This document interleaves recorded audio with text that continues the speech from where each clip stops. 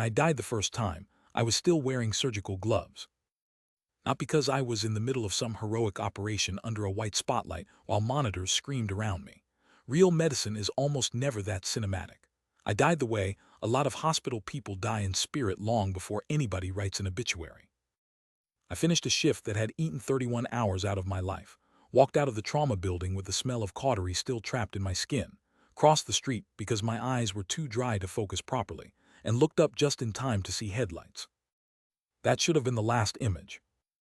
Instead, the last thing I really remember from that life is my own hand. Thin, shaking, veins standing out across the back from too much coffee and not enough sleep. The latex glove snapped tight over my wrist while a patient bled on the table, and the attending yelled for a clamp I had already passed him half a second earlier. I had become fast enough to be useful and numb enough to be praised for it. That was the whole shape of my life by then. People called me Dr. Kim Jihyun. On paper, that looked respectable. In reality, I was a burnt-out surgeon with no money, no time, a body held together by caffeine and pride, and a face my mother kept looking at like she could still find the child under all the exhaustion if she stared long enough. I had spent my 20s and 30s chasing the kind of medical prestige other people respect from a safe distance. Great cases, elite training, difficult operations, impossible hours. I had told myself it would all become meaningful if I just endured one more year, one more rotation, one more examination, one more season of living like a machine with a stethoscope. The hospital kept rewarding me for surviving the wrong things. Then it all ended under headlights and wet asphalt. When I opened my eyes again, there was no operating room. No siren. No pain. No asphalt.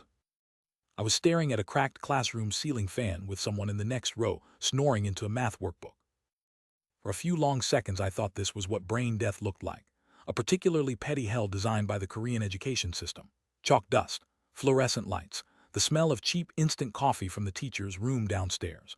A girl 2 seats over scribbling vocabulary cards with murderous sincerity. The wall clock by the blackboard ticking towards 6 in the evening. The evening self-study session. I sat up so fast my chair legs screamed across the floor. Half the room turned. One of those faces belonged to my old high school class president, still 17, still annoyingly well-composed, still writing notes in 5 colors as if the universe personally rewarded neat margins. That was when the truth hit me. Not heaven. Not a coma. Not some last hallucination, assembled from the most miserable years of my youth. I had gone back. All the way back to high school. The beginning of the one road I had thought could never be rewalked. Jihyun, the teacher at the front said without turning around, if you're going to have a seizure, do it quietly. The room laughed. I didn't. My hands were young. That was the first thing I checked. Smooth skin, no vein damage, no tremor, no bite marks from stress. When I touched my face, my jaw was still full, not carved down by sleeplessness. My neck didn't ache, my lower back wasn't screaming. I had hair thick enough that my old dermatologist would have cried with gratitude. I looked down at the desk and saw a practice exam paper covered in my teenage handwriting. Korean, English, biology, 2 wrong answers circled in red. The date in the top corner was even worse than the ceiling fan. September 2007. I was 17. I had gone back almost 20 years. In my first life, if someone had offered me one sentence to describe my teenage self, I would have said earnest and poor. My father ran a tiny repair shop that barely survived. My mother worked herself into chronic pain without ever calling it that. I studied like the family's future depended on my rank because, in a very plain way, it did. I got into medical school on scholarship, half from ability, half from the kind of hunger people later romanticize because they never had to live inside it. Then I spent the next 2 decades discovering that hunger is useful to institutions mostly because it keeps you saying yes. The class president whispered, "Are you okay?" I looked at her and had the absurd thought that I couldn't remember her name for half a second. Not because it hadn't mattered, because that whole age had become buried under operating rooms, mortality meetings, and hospital corridors with no windows. Then it came back. Han Yesul. Future valedictorian. Future lawyer, I thought. In the old life, we would lose contact after university and re-meet once at a funeral, where both of us had already become too tired to speak honestly. "I'm fine," I said. My voice almost shocked me more than the classroom did. Too clear, too young, no dry damage in it, no night shift gravel. Yes, you looked unconvinced and slid a bottle of water onto my desk anyway. You looked like someone told you the exam was life. I almost laughed. If only it had only been the exam. The teacher resumed talking about probability. Chalk scraped. Pages turned. Outside the classroom windows, the September sky was already sinking into blue-black. The world kept moving like nothing had happened, and I sat there with two full lives crashing into each other inside my skull. The first practical thought I had was ugly. Good. I don't have to become a surgeon again. It came that fast. Before gratitude. Before wonder. Before all the noble things people imagine second chances are made of. I knew what surgery had cost. I knew what residency did to the body and mind.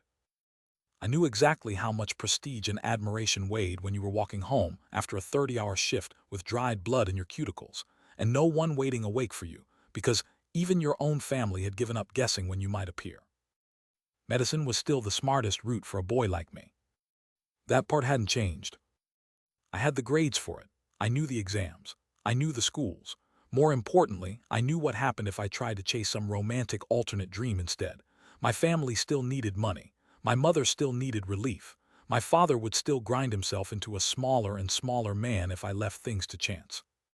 But now I also knew something else. Not all doctors live the same death. There are specialties that leave you enough body to enjoy the money. Specialties that let you sleep. Specialties that do not train you to mistake collapse for commitment. In my first life, by the time I understood that clearly, I was already too deep in surgery and pride to turn without tearing my whole identity open. This time I could choose early. Dermatology. Plastic surgery maybe, if I wanted even more money and could stomach the culture. Radiology.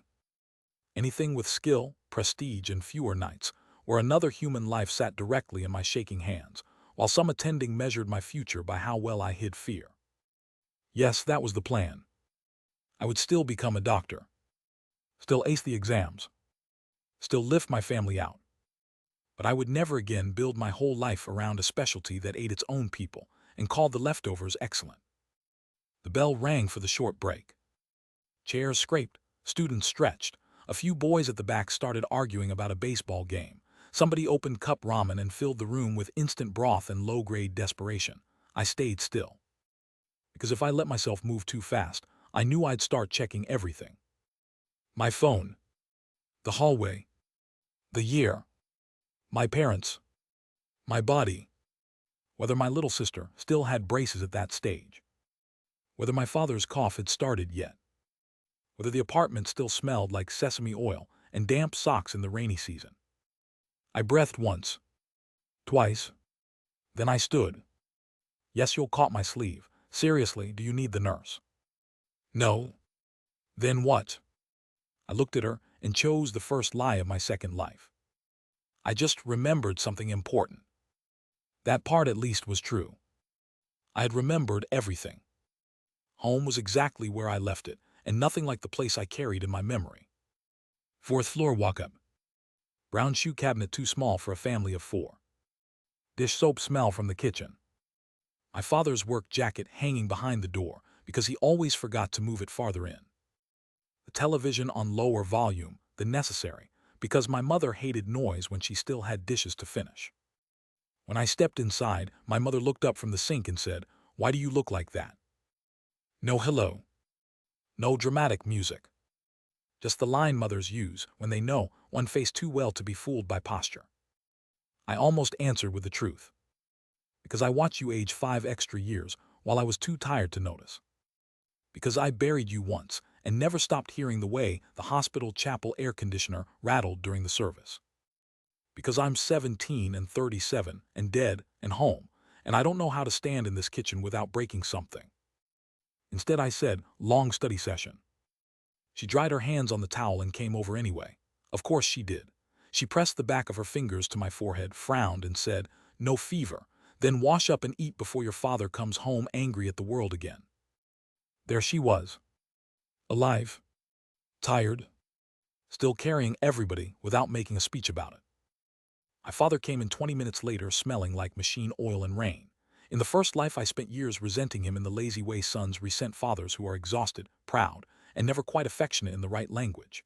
Later, once I had lived long enough to understand bills and failing backs and men who cannot admit fear without feeling unmade by it, the resentment turned into something sadder. Love delayed by arrogance on both sides. This younger version of him looked stronger than the one I remembered last, shoulders not yet collapsed inward, hands still steady enough to thread a screw without muttering at them. He grumbled about customers, sat down, and asked whether I had eaten enough protein for my brain to count. I nearly cried into rice. I didn't. Again, real life is less cinematic and much meaner than that. I just ate quietly and let the sound of my parents talking wash over me until my own heartbeat matched the room instead of the older panic inside my head. That night I did not sleep much. Not from excitement.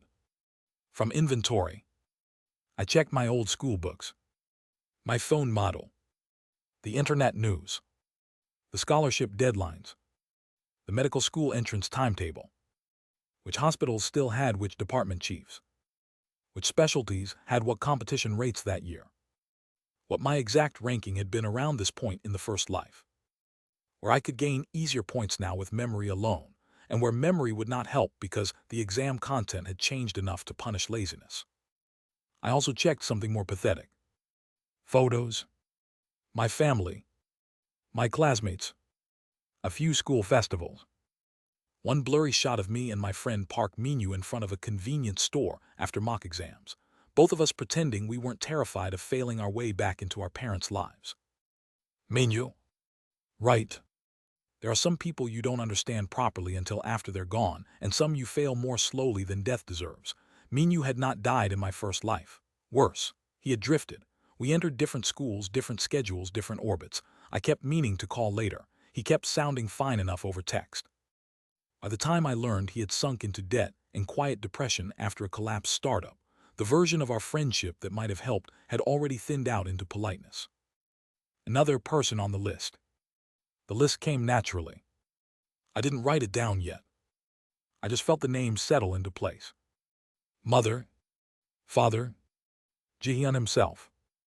Do not become a surgeon again. Save money earlier. Menu. Get into medical school cleanly. Avoid the stupid, vain, self-destructive version of ambition that once impressed all the wrong people. See the trap sooner. At school the next day, I discovered that future knowledge is useful and adolescence is still hell. First period Korean literature felt absurdly easy because I already knew half the passage interpretations from memory. Third period biology was almost insulting. Lunchtime was a swarm of noise, cheap jokes, status games, and rank anxiety disguised as banter. Boys who later became accountants and sales managers and one minor politician were still comparing mock exam percentiles like they were discussing weather patterns. Half the girls were more emotionally mature than the entire room and already knew not to show it too much. I found Minu by the back stairs with a triangle kimbap in one hand and a practice test in the other. Same loose posture, same face that always looked one smile away from doing something irresponsible. He saw me and grinned. You look like somebody gave you the answer sheet to life and you still didn't trust it. That line landed too hard. Maybe I did, I said. Good share. He was joking. I knew that. But I also knew how often the second life was going to feel exactly like this. Somebody accidentally naming the truth, while I stood there pretending to still belong to ordinary time. I took the kimbap from his hand, bit it, and said, study science harder. Don't invest in any online business idea anyone describes as low risk. And if you ever think about quitting school because immediate money sounds adult, let me hit you first. He stared, then barked out a laugh. You failed one mock exam and became a cult leader. Did I fail? He frowned. No, that's what makes this weird. We spent lunch arguing about whether school rankings mattered more than consistent study habits. In the old life, I thought arguments like that were filler between real milestones. I was wrong. These were the places lives began choosing their angle before the larger events arrived. By the end of the week, I had settled into a rhythm. Study. Observe. Do not overperform too early. When cleanly, where memory gives me advantage. Build discipline, where memory alone won't save me later. That last part mattered most. Because there is a real danger in second chances nobody warns you about. If you know too much too early, you start confusing memory for character. I already knew how the entrance exams worked. I already knew where teachers exaggerated, where classmates bluffed, where schools mattered, and where they were mostly expensive wallpaper. That was helpful. It was not enough. If I wanted a genuinely different future, I could not simply replay a better informed version of the same boy. I had to become more deliberate before the old hunger took over and started saying yes to the wrong work again. So I built the first adult rule of my second life while still wearing a school uniform. I would not chase prestige that required self-destruction to feel meaningful. Simple, hard, already more radical than anything the adults around me were likely to say. The first real test of that rule arrived sooner than I expected.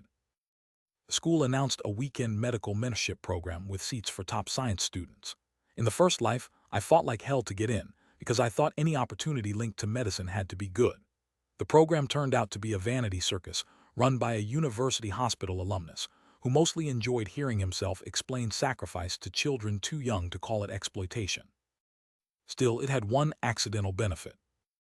It brought high school students into contact with medical interns and residents. And one of those residents in my first life had changed everything. Dr. Jihyun, general surgery resident. Sharp hands, worse temper. The first doctor I ever admired for the wrong reasons. If I went to the program now, I could see him years earlier than before. I could also walk away. The second part of that possibility bothered me more than it should have. The mentorship program was held in a lecture hall at Hanseong University Hospital, which in my memory still smelled like floor polish, old coffee, and ambition wearing a white coat. The alumnus running it had not improved with time. Dr. Choi Baeum-seok, internal medicine on paper, motivational speaker in spirit, hair too carefully arranged for a man lecturing teenagers on sacrifice.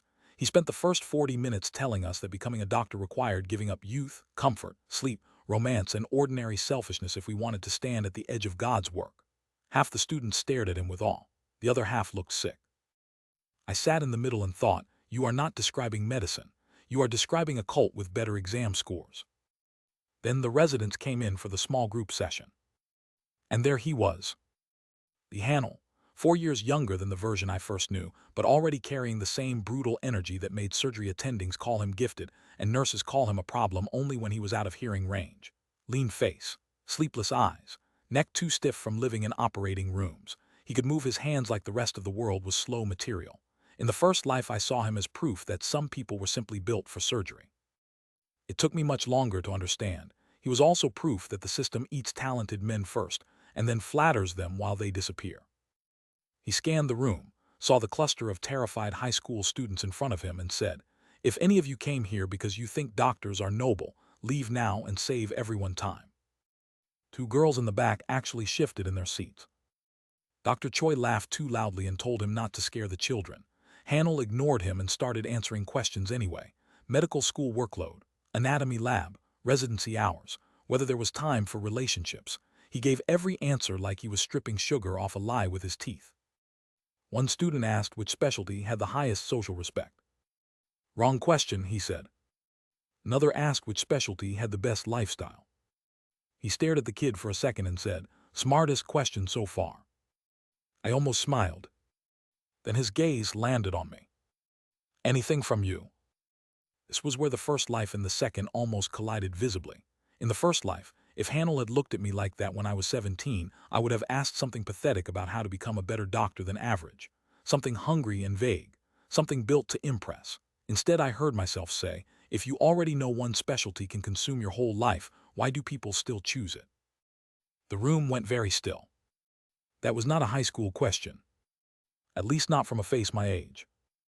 Hanel's expression changed in the smallest possible way, because some people think being needed is the same as being alive. No one laughed. Even Dr. Choi shut up. I asked, "And are they right?" He looked at me for one long second, then said, "Ask me when I sleep again." That answer stayed with me all winter. Not because it pulled me towards surgery. Because it sharpened my resolve to run from it. The rest of high school became simple in the way all difficult things look once you already know the route. Study harder than everyone. Don't perform panic. Don't let teachers drag you into decorative leadership tasks that eat time and look good only on paper. Keep Minyu from ruining his grades for a girl who only liked boys with motorbikes. make sure my mother stopped pretending wrist pain was just housework stiffness, get my father to a chest x-ray 6 months earlier than in the first life, so the spot became a treatable scare instead of a full family crisis. That last one cost me more effort than any mock exam. Refused at first, naturally. Men like my father always think going to the hospital is a moral statement about weakness instead of a place where other people do their jobs. I had to weaponize my future in the ugliest possible way. I told him if he kept coughing at night and still refused imaging, I would assume he cared less about staying alive than about winning arguments on principle. My mother said I sounded like a rude old man. My father shouted. I shouted back. Then I paid for the scan from tutoring money and borrowed cash, and took him myself. The shadow on the film turned out to be inflammation, not cancer. Antibiotics and shame fixed the rest. On the walk home, my father lit a cigarette, stared at it, and then crushed it under his shoe without taking a drag. He didn't apologize. That would have been against nature. He just said, "You sound older lately." I said, "Maybe I'm getting tired of waiting for grown-ups to act like they want to stay alive." He looked at me sideways and said nothing else the whole way back. That was another thing second chances teach badly. Sometimes changing the future doesn't feel noble. It feels like bullying people you love into accepting help before grief gets another chance to become normal. I entered medical school on a better scholarship than the first time, and with a much clearer plan. Get in. Stay near the top. Network early. Pick a profitable specialty with humane hours. Earn quickly. Protect the family. Do not let medicine turn into morality theater around my body. The first week at Jihyun Medical College tried hard to ruin that clarity. White coat ceremony. Parents crying. Professors talking about calling and duty. Anatomy lab orientation, designed to make 20-year-olds feel they had crossed into a sacred order instead of a brutally competitive training machine. Half my class looked ecstatic. The other half looked like they were waiting for someone to admit this was all one expensive prank. That was where I first met Jihyun.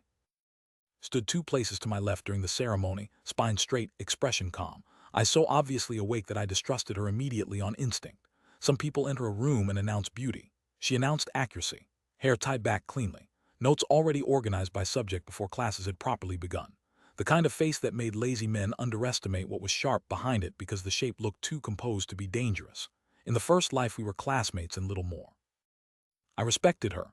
We drifted through different circles. Later, during residency, I saw her name on pediatric surgery conference abstracts and thought briefly that she had probably made better choices than the rest of us. That was all. This time she turned to me during the dean's speech and whispered, "If one more professor says calling, I'm going to leave." I looked at her and almost laughed from pure relief. Then at least wait until after the scholarship signatures. Her mouth twitched, practical good.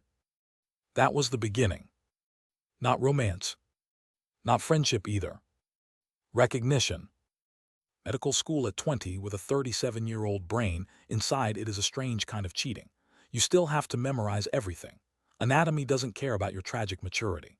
Biochemistry doesn't bend because you once knew how to suture a bleeding artery. But panic disappears, and that alone makes you look brilliant to people who don't know how much of your calm is actually grief wearing better skin. I stopped studying to win points and started studying to move efficiently. I learned which professors loved exact terminology and which wanted conceptual flow. I knew which exams became curve killers and which were mostly ritual humiliation. I slept more. I exercised. I ate better. All the little things the first life had sacrificed because I thought suffering made seriousness visible. It did not. It just made me easier to use. By the end of first year, I was near the top of the class without performing obsession. By second year, professors had started remembering my name. By third year, older students were asking me for summaries because my notes did not sound like a frightened machine had arranged them. The plan was working. Then the clinical year started, and medicine itself got a vote. Clinical rotations are where medical school stops pretending everyone is made of the same material. Until then, all of us looked almost equal on paper. Similar coats, similar exams, similar dark circles, similar fantasies about which department might let us keep enough sleep to enjoy our salaries later. Once the hospital starts chewing on your week directly, the hidden differences come out. Who freezes around blood, who talks too much when nervous, who becomes graceful around pain, who starts enjoying hierarchy too early. who loves patients in a way that will ruin them unless they learn edges, who loves medicine only as status and has enough discipline to hide that fact until grades no longer matter. I entered rotations with my plan still intact. Dermatology, maybe plastic surgery if I wanted more money and could tolerate the peacocks. Possibly radiology if I felt tired enough to prioritize distance over performance. Anything but general surgery. Anything but the path that had once eaten me alive, while handing me praise for staying still long enough to be consumed.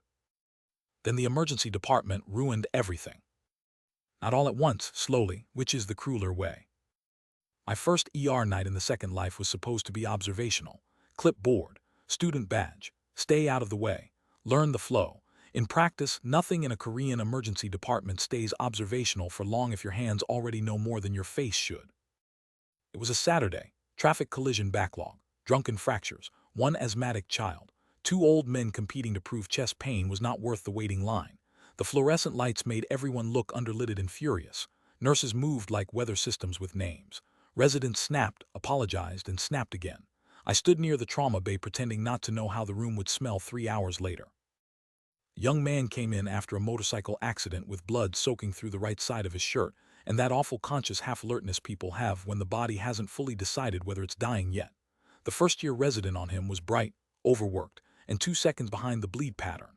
I saw it immediately, not because I was smarter, because I had already lived long enough to recognize the shape of a chest trying to empty itself inward. I should have stayed quiet. I did not. Not abdominal, I said before I could stop myself. Look higher, right thorax. The resident glanced at me with automatic irritation. Then the patient coughed pink and the room changed. Suddenly, everyone moved faster. Ultrasound. Tube tray. Call surgery. Oxygen. Somebody swearing because the clamp set had vanished again. The resident shouted for help. I was already there, handing him the correct size tube before he finished asking. Time slowed in that way. It only ever does when the body finds familiar danger and stops pretending it is new. By the time the attending arrived, the line was in, blood return confirmed, breath sounds reappearing badly but enough, and the resident was staring at me like I had either cheated or lost my mind. "What year are you?" he asked. "Fourth." "Bullshit." He was right. Wrong. Both. The patient lived. Surgery took him upstairs. The resident cornered me later by the dirty utility room and demanded to know how a medical student moved like that on the first ER night. I chose a close enough truth. My first life was apparently stressful. He laughed because he thought it was a joke. I led him. His name was Park Sunwoo. Emergency medicine track. Too sharp to stay kind forever unless something interrupted the process. In the first life, we barely met. In this one, he became the first doctor around my age to look at me and suspect the gap between what I knew and what I was supposed to know was too wide to explain through diligence alone. That was a danger. Also a relief. Because once the clinical years start, competence is lonelier than students expect. You can be admired and still isolated if your timing no longer matches the room's natural excuses. Sunwoo was irritating, fast, and one of the few people willing to ask direct questions after midnight. I trusted him exactly enough not to lie elegantly. The ER also brought me back under Lee Hanel's orbit. He had become the surgery chief resident by then and looked exactly like the future version I had once admired for all the wrong reasons, only less exhausted around the eyes. He remembered me from the high school program, which was impossible and deeply in character. The kid who asked why people choose specialties that eat them, he said the first time he saw me in the ER corridor. And the resident who answered like a ghost. "You're still asking bad questions." I upgraded to more expensive ones. He snorted, "Good, medicine has enough polite idiots." Hanel was the most dangerous possible person for me to meet at that stage. Because he made surgery look honest. Not healthy. Never that. But honest. He did not romanticize the work. He did not lie to students about calling. He did not act like staying 40 hours awake made him noble. He simply moved through a crisis with such ruthless clarity that part of me, the worst and most wounded part, still responded to it like a remembered prayer. The old version of me saw men like Hanel and thought, that is what devotion looks like. The wiser version knew better. That is what a particular type of damage looks like before the bill arrives. And yet I kept gravitating toward his cases. Not because I wanted surgery. Because hard medicine is magnetic when you already speak its language in your bones. During dermatology clinic, money made sense and my soul fell asleep. During plastic surgery observations, the procedures were elegant and the conversations around them exhausted me. Radiology interested the analytical part of my mind and starved the rest. Emergency woke me up and made my pulse ugly. Surgery terrified me and made me feel horribly, vividly alive. I hated that. Yumbai noticed first. We were eating convenience store kimbap on the hospital roof after a pediatrics rotation, and she said, "You still claim you want an easy money specialty, but your face is only awake after the departments that would ruin you fastest." I glared at her. That's a rude diagnosis. It's accurate. You should have gone into psychiatry just to become unbearable more professionally. She drank half her coffee and said, "No, I like children and dislike self-deception equally. Pediatric surgery is the correct balance." I stared. "You want pediatric surgery? Why do men always say that like I've announced a hobby involving chainsaws?" "Because the hours are criminal." She shrugged one shoulder. "Most worthwhile things are badly scheduled." That line should have annoyed me. Instead it stayed. So did she. Our rhythm had become too established to call casual. Study partner when useful. Rotation debrief companion when the department was too stupid to survive in silence. Witness whenever the hospital started trying to convince us that young doctors and students were made of infinitely renewable obedience. She could cut through my excuses faster than anyone but my mother. I could tell when she was pretending not to care about a patient, because caring too visibly in those halls was just an invitation for somebody senior to call you sentimental. Was I attracted to her? Of course. I just refused to let that answer move faster than the life around it could bear. Medicine has a talent for making people mistake intensity for destiny. I had already seen enough broken marriages, affair rumors, exhausted confessions, and residents half in love with the first person who understood their schedule to distrust any feeling born solely under fluorescent cruelty. What I trusted more was consistency. Yumbai was still herself at noon, at midnight after exams, after blood, after nonsense. That mattered. The first crack in my dermatology plan came through a child in the ER. 8-year-old girl. Acute abdomen. Parents terrified. Pediatric surgery tied up in the OR. General surgery taking forever to respond, because some professor still believed time obeyed his title. I was there with Sunwoo. Hanul arrived 3 minutes later.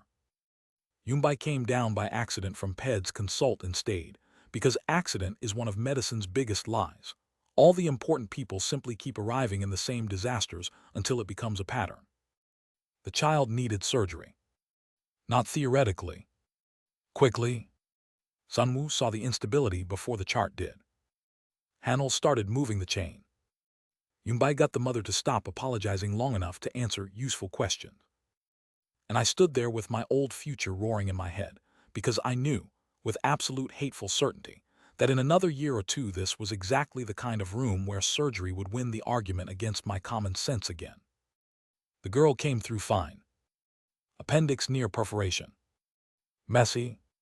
Salvageable. Afterward, while the family cried grateful tears and the resident room smelled like sweat and instant coffee and old resentment, Hanul looked at me and said, "You're still trying to avoid us, aren't you?" "Very hard." "That's smart." I blinked. He lit a cigarette by the back stair and didn't offer me one. If you're the type who hears this work clearly, surgery can eat your whole life before you notice the plate's empty.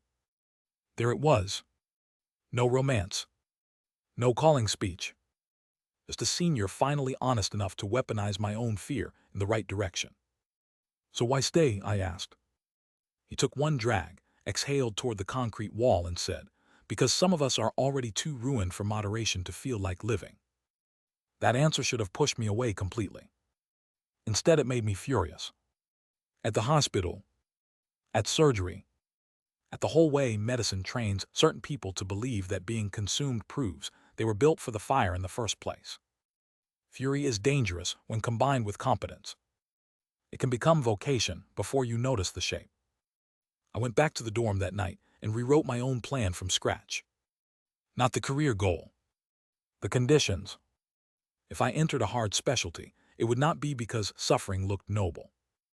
It would be because I found a version of the work that justified the cost without demanding every other part of my life as tribute. If I chose easier money, it would not be out of fear alone. It would have to be a life I could still respect at 37, when memory woke me at 4 in the morning. If I picked a road just to avoid becoming the man I had been, I could still end up trapped by reaction instead of choice. That was the harder truth of the second life. Knowing what hurt once does not automatically tell you what is right now. The easiest way to understand what kind of doctor you might become is to watch how you behave when money finally enters the room honestly. Mine entered through my mother's wrist. It needed surgery even in the first life. Repetitive strain, chronic inflammation, small damage piled into something bigger because women like her always wait too long to make pain expensive enough for the family to treat it as real. The first time around, I was in medical school but still too poor and too proud to do much beyond feel guilty and work harder. This time I saw the progression months earlier. I knew which specialist to book, which imaging center to use instead of the cheaper one that would delay the diagnosis, which surgeon in hand service moved quickly, and which one liked forcing older women through unnecessary conservative treatment first because their suffering did not arrive with executive urgency. I could not yet pay for everything easily.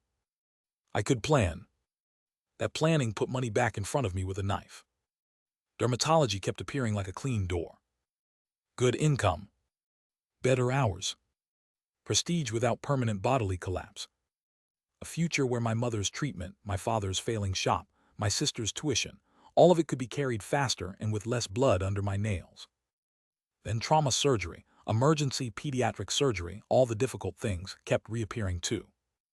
Not as money, as rooms where people either arrived in time or did not. I started hating departments by what they made me want. Dermatology made sense and left my pulse flat. Emergency made me furious and fully awake. Surgery made me feel like I was arguing with my own ghosts. During fourth-year rotations, Professor Cha Xiangmin from dermatology noticed me. Of course he did.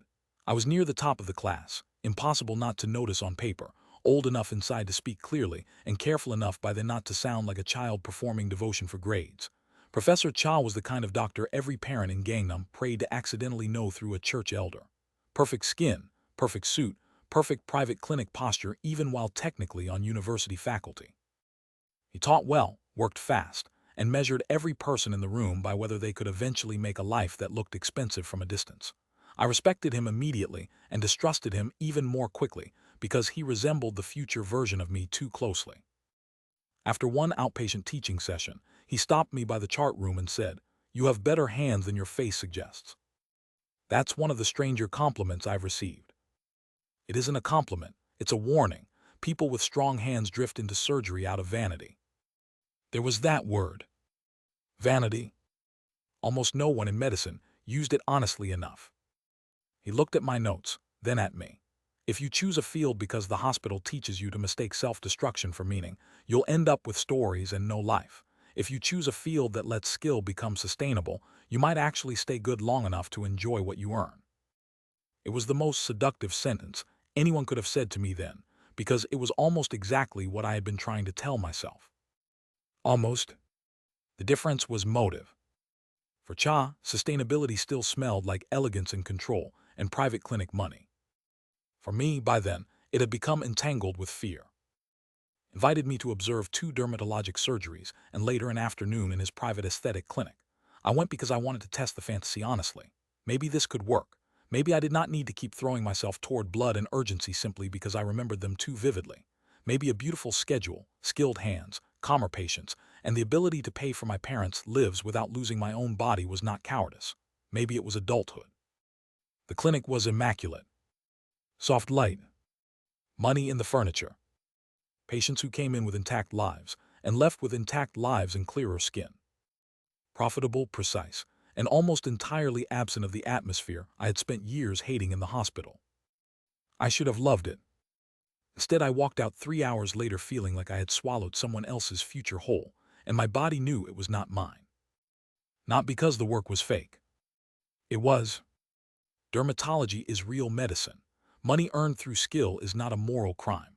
But the rooms themselves asked nothing from the part of me that had already learned how to stand inside chaos and not let it make me decorative. I called Yumbai that evening and asked what she was doing. Studying? That sounds like a threat. It usually is. I found her in the library with a stack of pediatric surgery review texts and the expression of someone one caffeine dose away from biting a professor. We went to the vending machine lounge because every important medical school conversation happens either beside anatomy formalin or terrible coffee. How was the clinic? She asked. Beautiful. That doesn't sound positive. It looked like the kind of life normal people deserve after 30. And I don't think I'm normal enough anymore. She leaned back in the chair and studied me. You say that like it's tragic. Sometimes it's just specific. I told her about Cha, about the clinic, about how sensible it all felt, about how wrong it felt too. She listened without interrupting, which was one of the reasons speaking to her never felt like performing. Then she said, "You keep asking the wrong question. Enlighten me. You keep asking which specialty will cost you least. That seems intelligent. It's incomplete." She tapped her own book. Ask which future version of you becomes unbearable if you don't do it. I was quiet for a while after that, because I already knew the answer. I had just been trying not to say it out loud. The future version of me, who never entered hard medicine again, might sleep better. He might earn earlier. He might save his family faster. But he would also spend 30 years glancing sideways at every trauma case, every emergency hallway, every pediatric surgical consult, every frightened resident in an underlit stairwell, and wonder whether he had chosen life or merely fled damage. That is not a good way to live either. So I did what doctors often do when the emotional truth gets too loud. I worked. Internship year arrived and swallowed all elegant specialty theory under actual hospital noise. Every department wants to convince interns that it alone contains the true center of medicine. Internal medicine says thought is king. Surgery says decisiveness is morality with a knife. Obs says everyone else is pretending urgency until 2 lives are at risk at once. Pediatrics says every adult specialty is spiritually underqualified. Emergency says everyone should stop talking and move faster.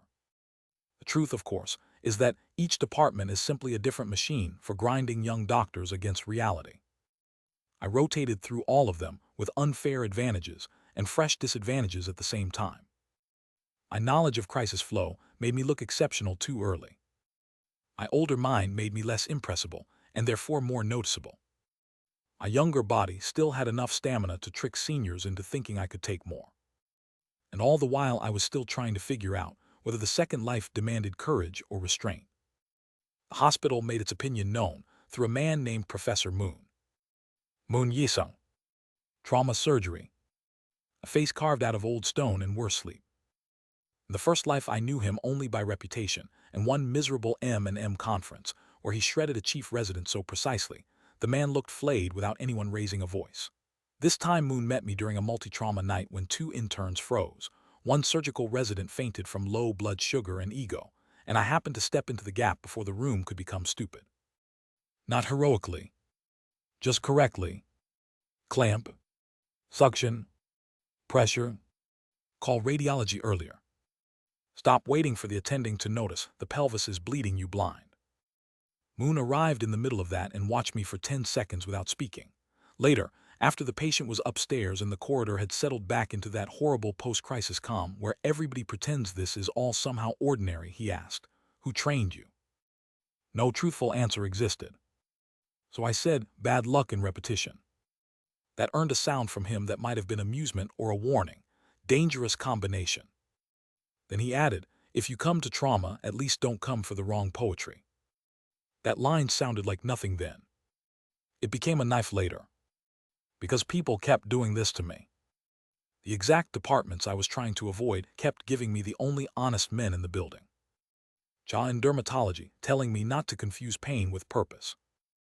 Hanel in surgery, admitting destruction wasn't nobility. Moon in trauma, despising romance in the work as much as I did. Sunwoo in emergency, still sarcastic enough to survive his own competence. Yunbai in pediatric surgery, asking the only question that mattered. who becomes unbearable if you don't do the work. The hospital was ganging up on my plan with sincerity. Very unfair of it. Application season was a blood sport with better stationery. Every intern suddenly developed opinions about specialties like they were choosing religions under gunfire. Some picked by prestige, some by fear, some by who had shouted at them least during rotations, some by what their families could brag about at weddings without needing to understand the work. Half the attendings lied politely about their own departments. The other half told the truth in ways nobody young enough to apply could survive hearing calmly. I did something almost no one expected. I put emergency medicine first. Not surgery. Not dermatology. Emergency. It shocked everyone equally, which meant it was probably the most honest choice I had made so far. Dermatology still made sense on paper, but I had stopped being able to imagine myself there without a low-grade resentment settling into my chest.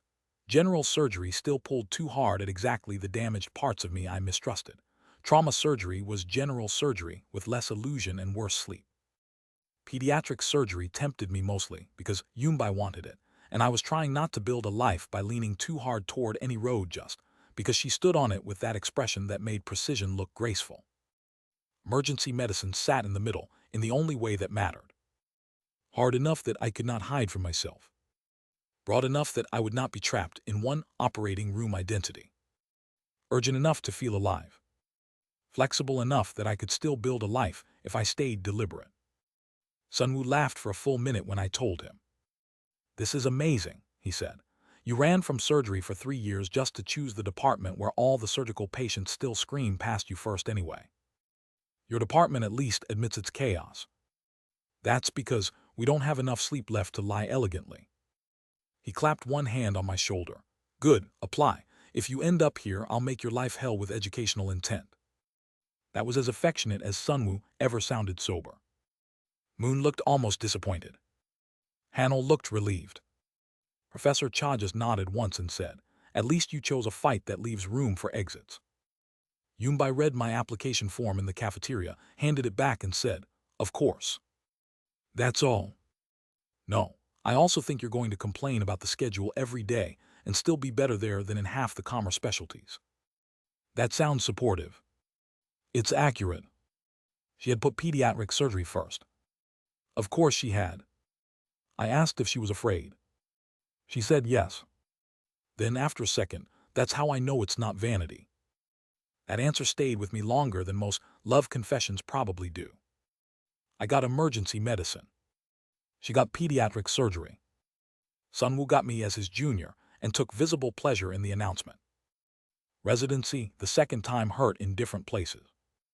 The body adapted better because I was no longer treating pain like proof of seriousness. The mind hurt more because I could see the stupidity earlier and no longer had the comfort of believing the hierarchy might secretly know best. Emergency medicine was everything at once. Drunks, strokes, cardiac arrests, suicide attempts, old women with pneumonia, and no one listed as next of kin.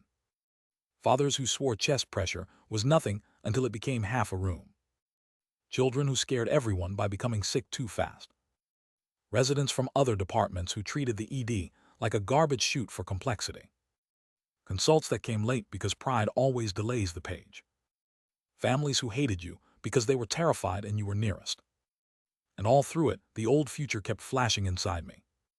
Not as prophecy, as pattern recognition sharpened into dread. This chest pain is going to arrest in 8 minutes if no one takes the second set of vitals seriously. That intern will sign the wrong tube order because he's more scared of looking slow than being wrong. That attending is about to dump this psych hold upstairs because he doesn't want the waiting room getting louder. That man who looks fine enough has the exact color around his mouth I once saw twice at 4 in the morning before both men crashed. Useful knowledge. Terrible company. The first major thing I changed in residency was not a life.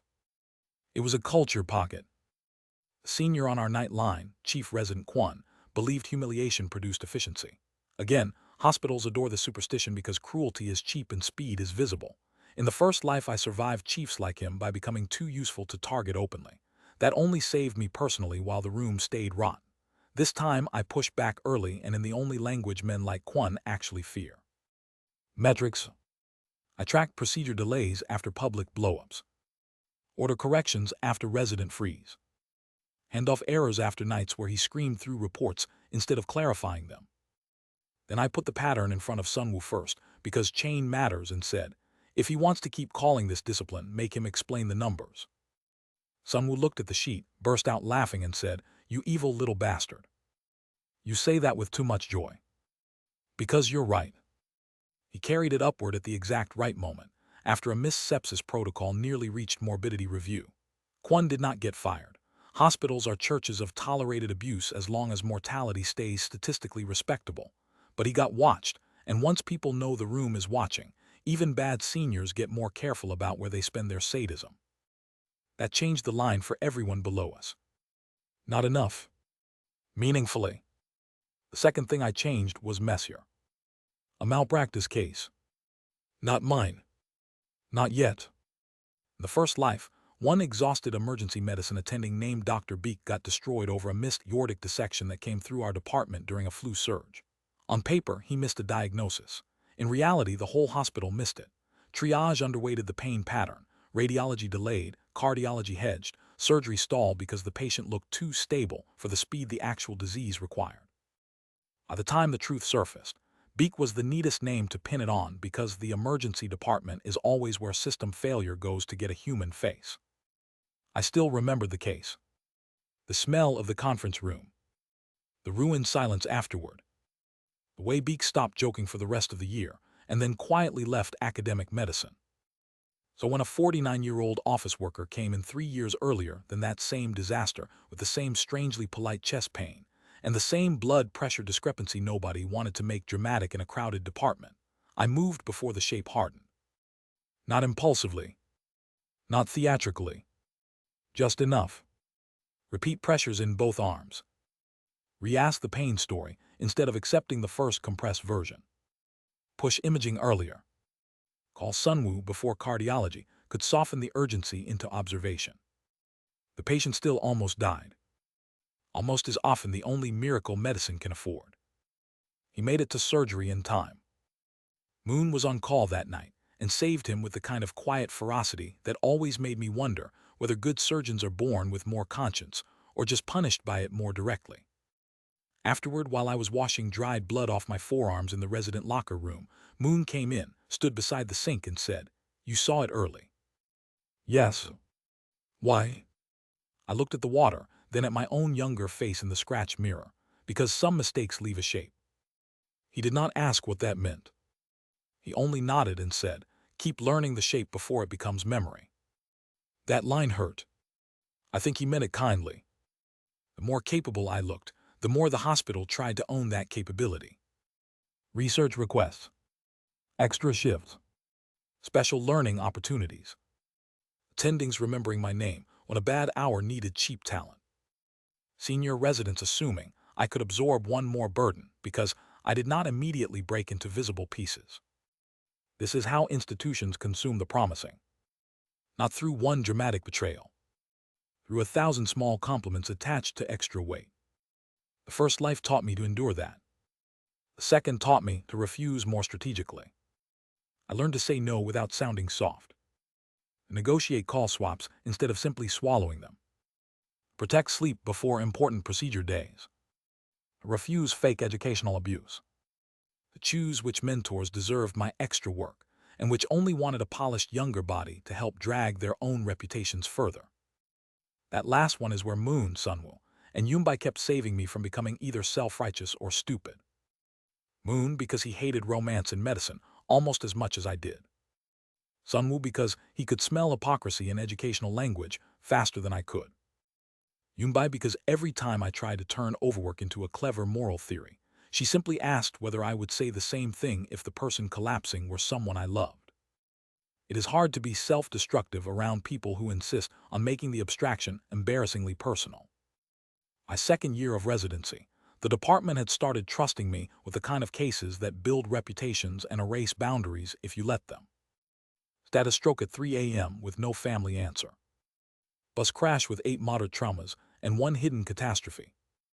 Pediatric drowning case, where the whole room went quiet afterward because the silence was the only respectful sound left. Middle-aged woman with vague abdominal pain, and the exact calm eyes people wear right before the scan shows something that changes the map of every future week in the family. Emergency medicine is cruel in a broader way than surgery.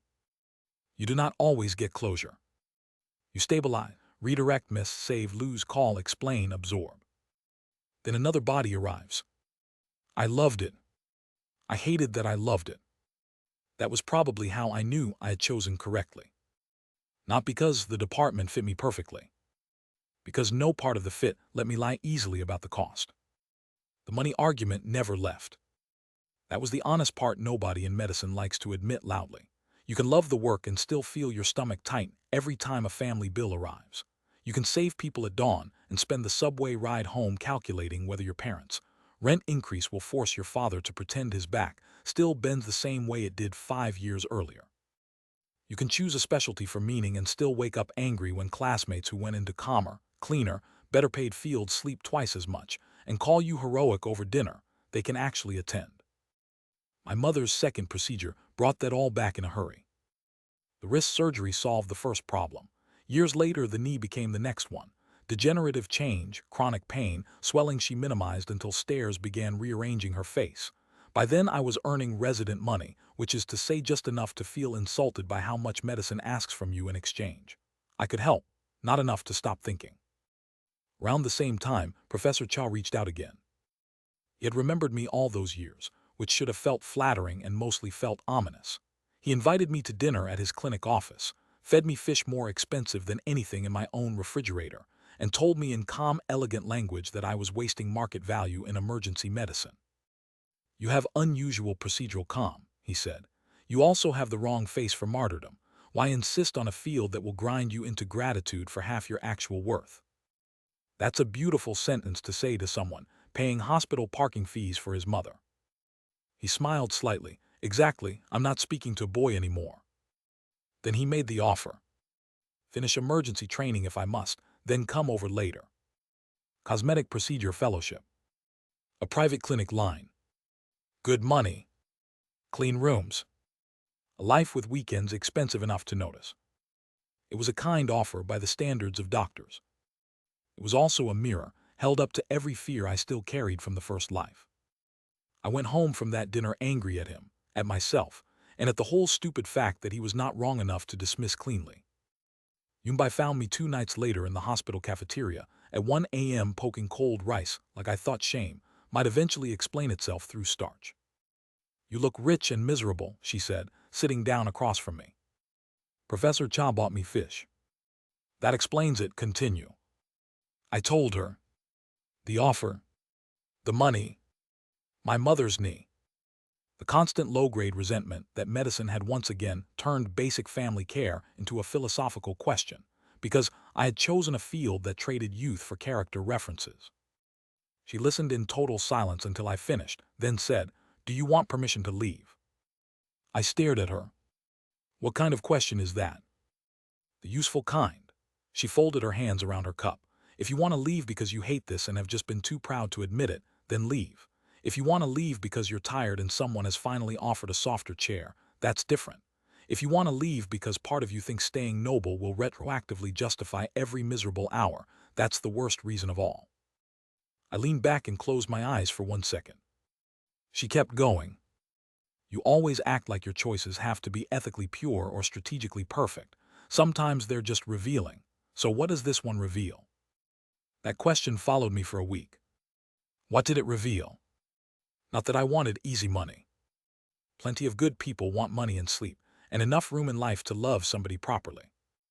Not that emergency medicine had become unbearable. If anything, the department felt more honest to me each month, even when it was cruel. What the offer revealed was simpler. I was still afraid of being consumed. And I still did not fully trust myself not to volunteer for it if a room made the suffering sound meaningful enough. The answer, once I admitted that, became clearer. I would stay. Not because leaving was cowardice. Because I no longer felt trapped there by guilt or vanity. I stayed because, for the first time in either life, I was actually choosing the work with open eyes. That difference mattered more than any salary line. I called Cha and told him no. He was quiet for a moment, then said, "Good. I was starting to wonder if you become sentimental." That doesn't sound like disappointment. It is. I could hear the faint smile in his voice. It's easier to respect a man who knows exactly what he's declining. Then he added, "Just don't pretend the field owes you purity in return." That might have been the most useful farewell advice I got all year. The hospital certainly did not owe purity. Not long after that, a triage redesign project landed in our department and immediately turned into war. Officially, the administration wanted to improve flow. Unofficially, they wanted the emergency department to hold more complexity without publicly admitting the hospital was understaffing downstream services and using us as pressure padding. The redesigned proposal looked excellent in executive font: better patient sorting, reduced waiting dissatisfaction, optimized resource utilization. It was full of all the phrases institutions use when they want to make one room absorb everyone else's weakness and still call the result innovation. The director in charge was a polished administrative surgeon named Professor IM, whose entire career had been built on making impossible systems look disciplined, for just long enough that somebody else took the fall later. In the first life, a version of his redesign contributed to the exact missed dissection case that broke Dr. Beek. This time, I caught the rhythm much earlier. The problem wasn't the categories. It was the hidden staffing assumptions. The new system increased documentation at intake, redistributed physician oversight points, and assumed that non-urgent patient education could be handled by nursing and junior staff without additional support. In real language, that meant a busier front desk, worse cognitive load on the people already most likely to be interrupted, and just enough delay in escalation patterns to turn one hidden catastrophe into 5 lawsuits by next winter. I was still only a resident. A better one. Still a resident. So I did what residents with dangerous memories and no formal power must do. I built allies before making noise. Sunwoo first, then Dr. Beek, who by then trusted my reads enough to stop treating them as coincidence. Then the nursing charge lead, Kim Hye-sun, because hospitals collapse first in the places physicians are too proud to notice quickly. Then Yoonbai, because pediatrics would get splashed by the change whether the hospital admitted it or not, and her department still had enough institutional innocence to be useful as an external witness. We tested the redesign in simulation, quietly using prior week intake data. No drama. Just timestamps, flow mapping, interruptions, escalation delay, and one carefully brutal question.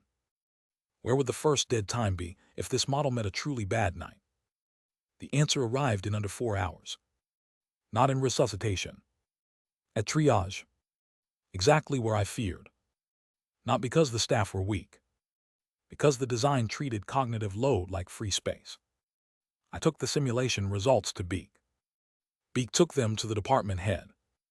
The department head tried to play nice. Professor IM patronized everyone in a meeting and called the concerns field conservatism, which is one of those phrases administrative men use when they mean people who still see bodies are making my spreadsheet inconvenient. That was when I stopped playing nice. Not in the meeting. After, I rebuilt the whole counterargument around legal liability, pediatric overflow contamination, nursing interruption density, and worst-case concealed critical case drift. Then I added 3 anonymized timelines from real nights and 1 modeled case sequence where the redesign would have delayed the first high-risk escalation long enough to become morally and operationally indefensible. Professor Im hated the packet. Excellent. The hospital legal team did not. The redesign got delayed, revised, and stripped of its most dangerous assumptions before rollout. Beek never became the sacrificial neat name in that cycle. The ED stayed ugly but survivable. It was one of the first times I changed a future disaster by attacking not the event, but the design before it could pretend innocence later. The year I became chief resident, I understood why so many decent doctors curdle. You stop standing only between patients and disease. You start standing between patients, disease, scheduling, staffing, administrative panic, the fragile egos of attendings, the legal department's appetite for clean timelines, and the spectacular refusal of hospitals to admit they are built on invisible women and exhausted juniors.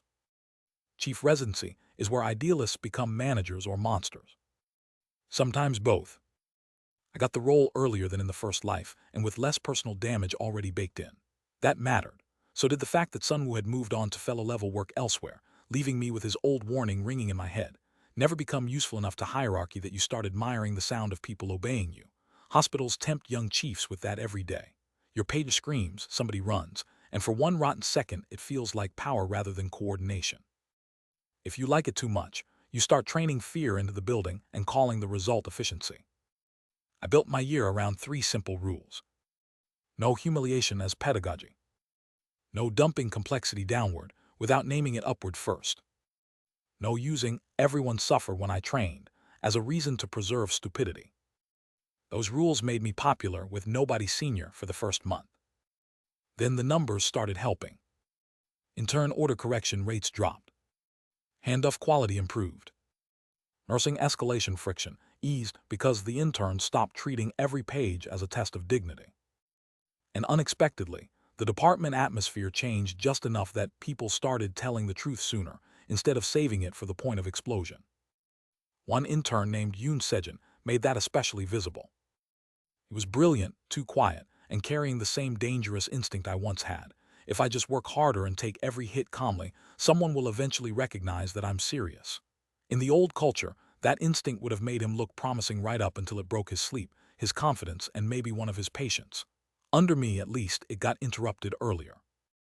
At 2:15 one morning, I found him rewriting a chart note for the third time, because an attending had mocked his wording in front of the station, and now he was trying to remove every trace of himself from the entry. I sat down beside him and asked why he had not gone home. He said, without looking up, "I wanted to make sure it was clean."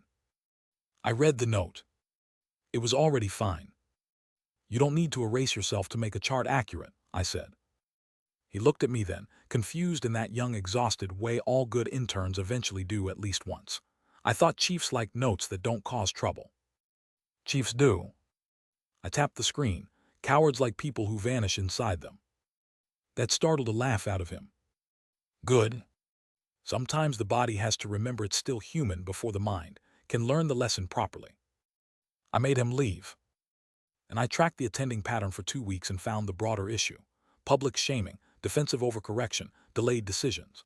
Same old disease, new host. I cut it off early, not by confronting the man in a grand moral speech, by showing him the delay and quality numbers tied to his shifts in a meeting where 2 other attendings could hear him explain why his teaching style kept reducing trainee clarity after midnight. He changed enough. That is all most institutions ever allow. Around the same time, Yunbai's line hit its own wall. Pediatric surgery was punishing her exactly as I always knew it would, through competence becoming expectation and expectation becoming theft. She was chiefing half her junior team unofficially because the assigned chief was charming and decorative, and still thought strong woman in the room meant one more free layer of labor. She never complained directly. She got quieter, faster, too efficient in the way I had learned to fear. One night she fell asleep, standing against the scrubroom lockers. Not metaphorically. Actually asleep. Still in mask cap. Still holding a file. I took the chart from her hand, got her to the break room, and waited until she woke up furious at the room instead of frightened by her own body. Then I asked the question nobody had likely asked her in weeks. What are you still doing because you can, not because you should? She rubbed both hands over her face and laughed once without humor. Do you keep a list of cruelly useful questions? Yes, it's one of my better traits. That earned the smallest real smile. Then she answered. Everything. Morning rounds. Late family counseling because she explained better.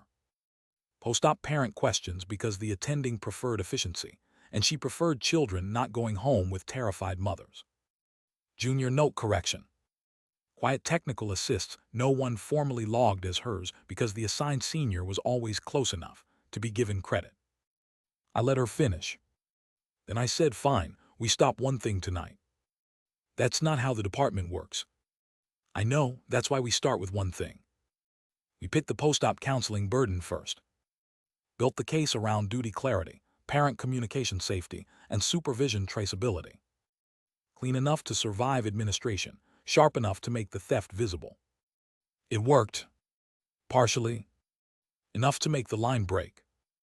Later, when she finally had one full evening off, and we ended up walking through a convenience store parking lot, eating instant tteokbokki out of a paper cup like two residents who had forgotten adulthood was supposed to look more elegant, she said, "Do you realize you keep doing this? Eating badly, reaching into structures where everyone else has already accepted the shape, and finding a place to pry."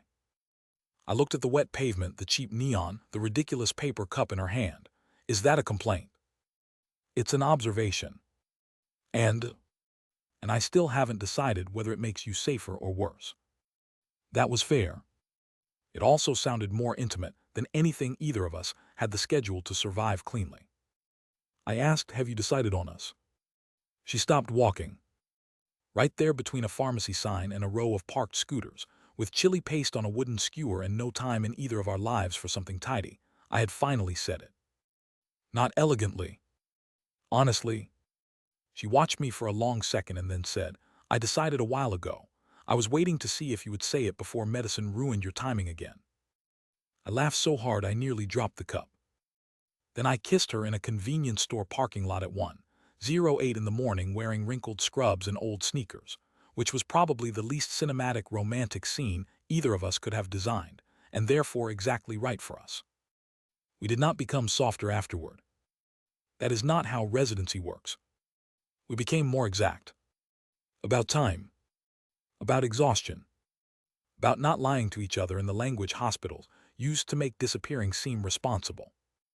About when one of us needed the other to stay close, and when we needed the other to go home before support became just two people drowning politely together. It was the healthiest relationship I had ever built, mostly because I was no longer young enough inside to confuse intensity with intimacy. The hospital politics became truly ugly once I stopped being easy to classify. A chief resident who protects interns. Emergency doctor who can play in surgery, peds, and admin rooms without embarrassing himself. Man old attendings consult earlier than his age justifies. A doctor in love with a pediatric surgeon who sees through the same structures he does. Someone like that starts making administrators nervous even before he gets a title. The first direct attack came through research. Again, not because research itself is dirty. Because hospitals use it the same way every large institution uses visibility, selectively, politically, and with enough righteous language to make ambition look like contribution. Professor IM, the administrative surgeon I had already blocked once on triage design, built a multi-center emergency flow outcomes paper using half our department's labor and almost none of our names. My chief role made me useful. My data quality made me dangerous. His plan was simple. Let the juniors and residents do the ugly comparative work, put the polished conclusions under a senior cluster, and when the paper went public, tell the right story about institutional excellence while the actual people who had cleaned the data got a line in smaller font if they were lucky.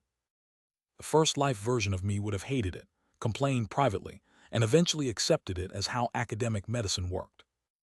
The second life version already knew something more useful. Academic theft survives mostly because young doctors are too tired to make the path of credit visible before the paper leaves the room. So I mapped the path. Meeting notes. Version control. Analysis timestamps. Named variable development. Who rewrote what and when. Which of my residents had carried the regression cleanup no one senior wanted to touch. Then I went to Moon, not IM. Because Moon hated administrative elegance enough to be trusted with ugly truths, and because his name still had the kind of force that made other attendings check whether their own signatures looked too decorative beside it. He read the timeline once and said, "Do you want the paper or the principal?" That was the right question. Always. The principal, I said first. Then, after 1 second, more honesty than pride liked, and the paper clean enough that the principal survives contact with people who still need careers. Moon nodded. Good. If you'd said only principal, I would have assumed you were still a child. The fight that followed was exquisitely petty in the way only academic medicine can achieve. Authorship order, methodological ownership, senior supervision claims, who shaped the conceptual frame and who merely did the analysis. Men who had ignored the data for weeks suddenly rediscovering passion for contribution categories once credit became limited. I hated every minute. I was also very good at it because nothing sharpens a man's patience for authorship war like spending one life watching rooms erase labor and another deciding not to let them. In the end, the paper survived. I am lost the clean theft. My residents got the authorship they deserved, and my own name moved from supporting noise into visible contribution in a way the hospital would not forget. That had consequences, good and bad. The good consequence was that more younger doctors started coming to me directly, not only for emergency skills or resident survival advice, but for the broader question I had once needed answered myself and never really got. How do you become successful here without becoming one of them? No one asked it that cleanly, of course. It came disguised. Should I take this fellowship if the mentor is brilliant but eats fellows alive? Is it weakness to turn down a title if the role clearly means I'll be doing three people's labor while someone else owns the line? How do you know whether a department wants to train you or just use your speed? Can I still be a good doctor if I care what kind of life the work leaves me? Those were the real questions. Career only in the costume. The bad consequence was that some seniors started treating me as a cultural problem. Not insubordinate. Too clean for that. Too difficult to corrupt into an example. Too likely to teach younger staff that damage and prestige were not natural spouses. One vice chair in internal medicine actually said, in a meeting not meant for my hearing but gifted to me by a thin wall and stupid timing, he's building a morality brand. I should have been furious. Instead, I laughed. Because that was exactly how people like him survive being challenged.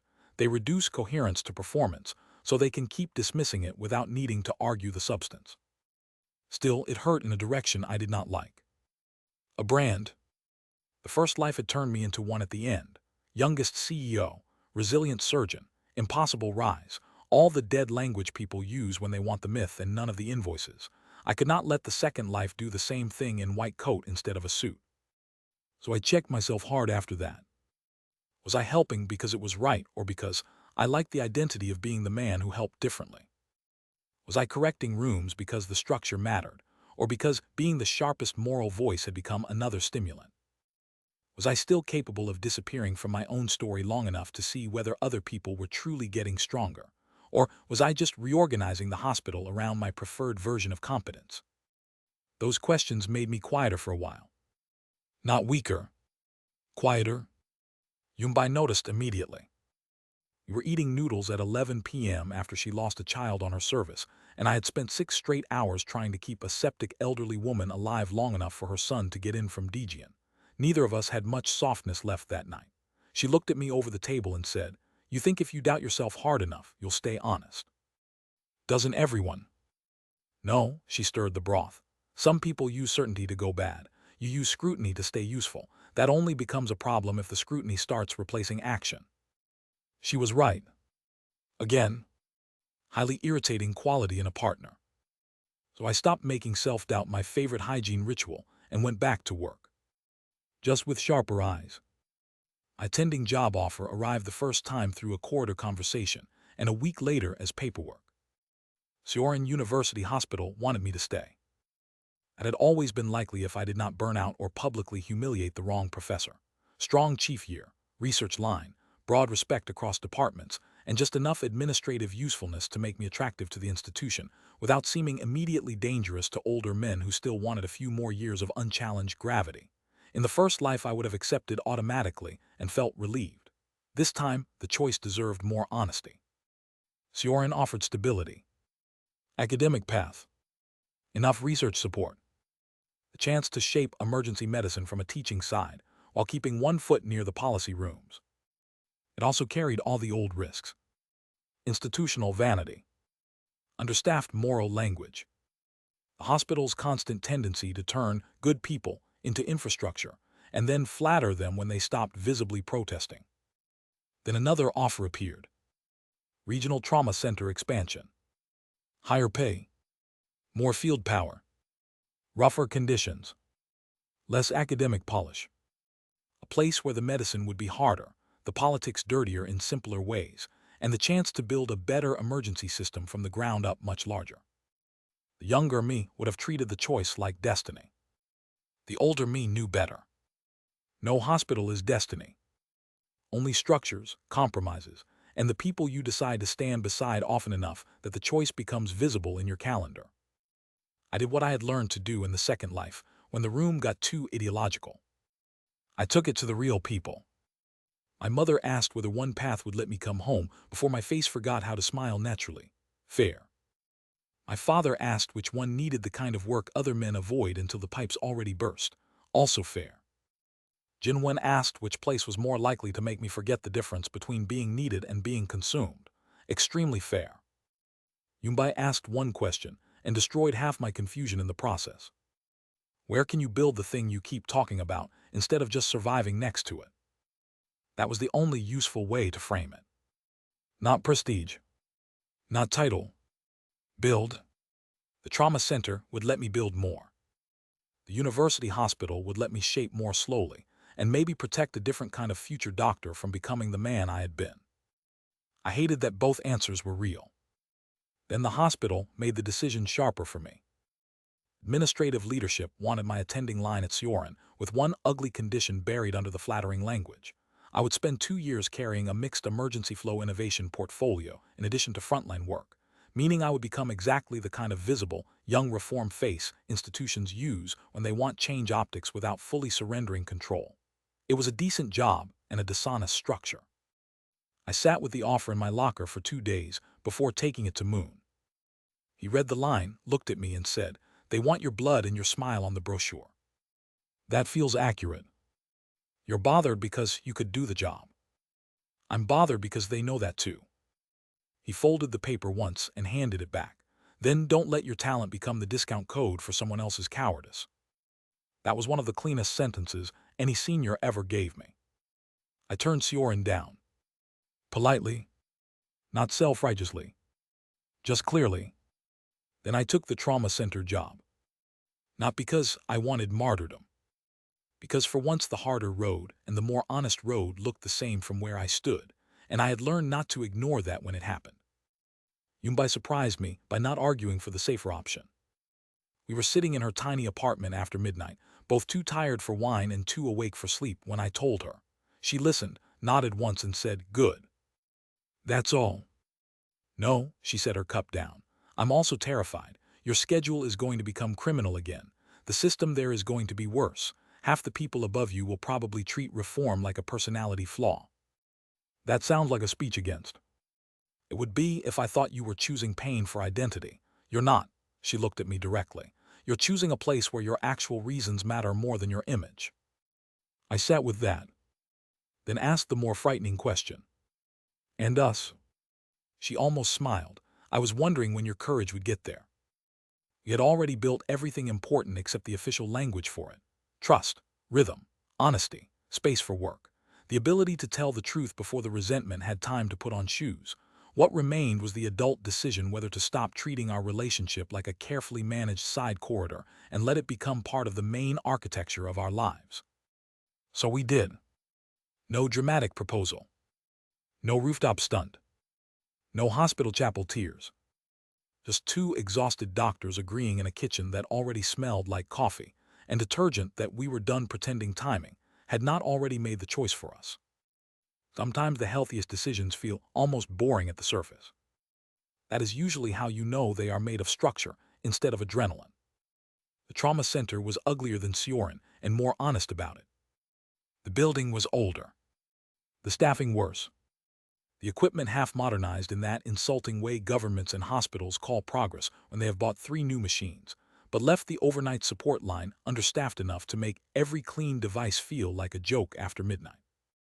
The patient volume was brutal, the regional transfer politics even worse, and almost every senior there had one of 2 expressions. Either I no longer expect this place to become sane, or I will personally bite the first administrator who says optimization in my hearing. I liked it immediately. Not because I enjoy suffering.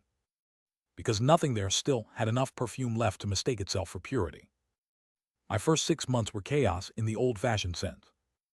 Road trauma, farm accidents, industrial crush injuries, transfer fights with smaller hospitals trying to dump bodies and keep costs. Families arriving 3 hours after the patient because nobody in administration had updated the contact system properly.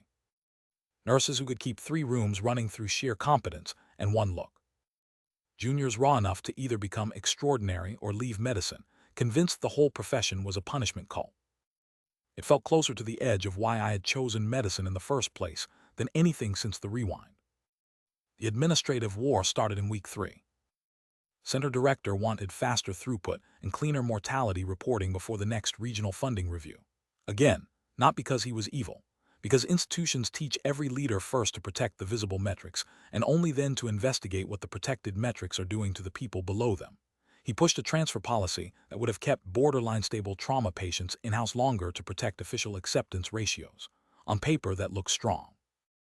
In practice, it risked swallowing capacity on nights where true catastrophic cases still had to arrive somewhere. I had seen versions of that math before. At Jihyun, in Hansung, in almost every system where appearance and accountability sat too far apart for too long. So I fought it the way I had learned to fight most things by then. Not on morality first. On sequence. Load maps. Night pattern variance.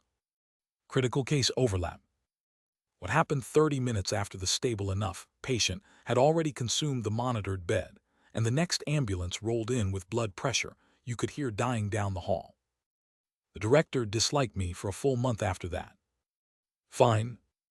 He also revised the policy enough that our night line stopped taking invisible damage for his funding optics. Much better than liking. A more important change came through the juniors. They were good. Too good. Exactly the kind of young doctors hospitals love because they still mistake staying until dawn for proof of character.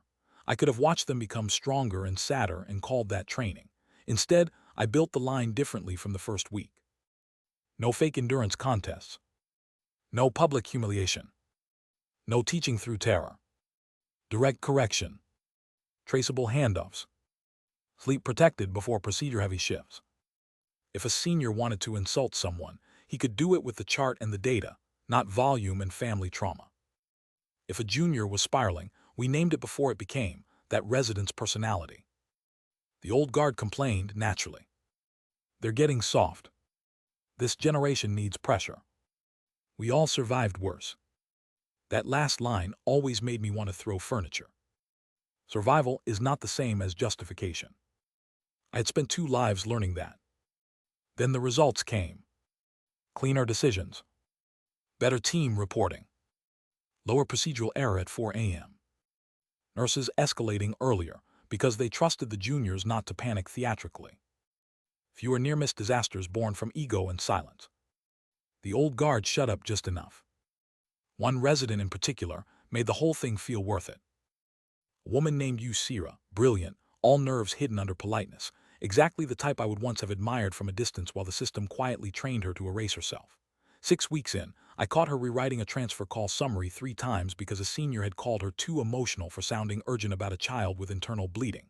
I sat down beside her, read the note and said, "This is not emotional, this is specific." He just didn't like hearing urgency from a younger woman. She looked at me like I had rearranged gravity. That was the entire point. Not to save her from every bad room. Make sure she stopped apologizing to herself in the wrong language before even entering the next one. Sierra became one of my proudest long-term wins. Not because she stayed under me. Because she learned to keep her voice sharp without waiting for older men to tell her when it sounded respectable enough. Meanwhile, the center itself kept trying to collapse in new directions. Funding fights. Helipad repairs delayed by bureaucrats who still treated weather like a political inconvenience. Regional transfer coordination. A mass casualty night after an express bus rolled in a storm and gave us 11 critical patients in 23 minutes. That bus crash was the closest thing the second life gave me to a full-circle answer. The room exploded. Everyone moved. Blood. Metal smell. The stupidly bright trauma lights flattening every face into pure task. 3 surgeons. 2 anesthesiology teams. 1 radiology bottleneck. 1 family room already filling with grief before all the bodies were even identified. And in the middle of it, I realized something. The first time around, this kind of night had turned me into a weapon and called the transformation maturity. This time I was still fast. Still sharp. Still exact. But I was also looking at my residents, my nurses, my transfer coordinator, the families, the line itself, and thinking in structure instead of sacrifice alone. Who needed the next room? Who was too close to breaking and had to be rotated before error claimed it? Which nurse had not sat down in 5 hours? Which resident could still intubate, and which one only thought he could because adrenaline was flattering him? Which family needed the truth now, and which one needed 60 more seconds of work first? How to keep the room alive without teaching the younger bodies inside it that annihilation and excellence were synonyms. That was the real victory. Not that we saved everyone. We didn't. Medicine still refuses that fantasy. But the room survived without becoming the same old altar. The juniors learned. The line held. Survivors upstairs lived with a center that worked better because the people inside it had not been treated as disposable fuel. By dawn, while the hall smelled like disinfectant, rain, and old fear, I stood in the break room with blood on my shoes and coffee going cold in my hand, and understood at last what the rewind had really been for. Not to become richer faster. Not to avoid pain entirely. Not even to fix every old regret. That was impossible from the start. It was for this. To do the same hard work with a different internal law. To climb into the exact kinds of rooms that once made me emptier and build them this time, so fewer people vanished inside the efficiency. To choose medicine again without worshiping its cruelties. To love the right woman without making career the constant alibi for neglect. To keep my mother hearing my real voice. To keep men like Jihyun alive long enough that usefulness stopped sounding like a death sentence. To leave behind younger doctors who had learned skill without first swallowing the whole religion of self-erasure. That was enough. More than enough, actually. Years later, when people started talking about my rise again, top trauma outcomes, systems reform, later leadership, all the flattering nonsense institutions write once they can no longer deny the pattern, they always asked the wrong version of the question. How did you know so early? How were you so calm? How did you keep making the right call before the room caught up? How did you return from failure like that and climb so fast? They never understood that the answer was not genius. It was memory. And then choice. I had already seen what happened if I won the wrong way.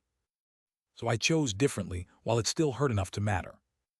By the time the first giant chapter of that second life truly closed, I was no longer the exhausted failed surgeon from the beginning, and not yet the older hospital figure other people would later reduce to clean myth. Good. I had finally become old enough to distrust clean myths on sight. I was a trauma center doctor with emergency instincts, surgical hands I had refused to surrender completely, a life built beside a woman who could still cut through my excuses faster than any professor, parents still alive enough to complain properly, friends not yet lost to the soft administrative machinery that had once eaten them, and younger doctors around me who were learning a different rhythm than the one that had nearly killed me before I ever reached midlife. Was it easy? No. Was it cleaner? Yes, but only because I kept scrubbing. That was the truth. No, one likes putting on commemorative plaques. A better life is often just a longer, more disciplined refusal to let the same poison keep dressing itself up as necessity. I still wanted status. Still wanted influence. Still wanted to rise. Anyone who says otherwise after clawing through 2 lives is lying for aesthetic reasons. But now the wanting had shape. Not fame. Not the false sainthood medicine sometimes throws at men who work themselves empty while the hospital cashes the symbolism. Not even simple excellence. Leverage. Enough of it to make structures answer earlier. Enough to protect rooms before they became memorial stories. Enough to refuse the old bargain where success arrives carrying half your soul in an administrative envelope and dares you to complain because the title line looks so beautiful from the outside. When I looked back at the first death under headlights, it no longer felt like an origin myth. It felt like a warning label. The man on that road had become brilliant at enduring the wrong conditions. The man after the rewind had learned something harder. How to distinguish hard work from needless surrender while still standing in hard places. That difference is everything. On one of my last late nights before the next promotion line began stalking my name, I went up to the hospital roof because some habits survive every version of a life. The city below was dark and bright at once, Ambulances still threading through it, apartment lights blinking out floor by floor, thousands of ordinary rooms full of the people medicine loves most when it forgets them until they arrive afraid.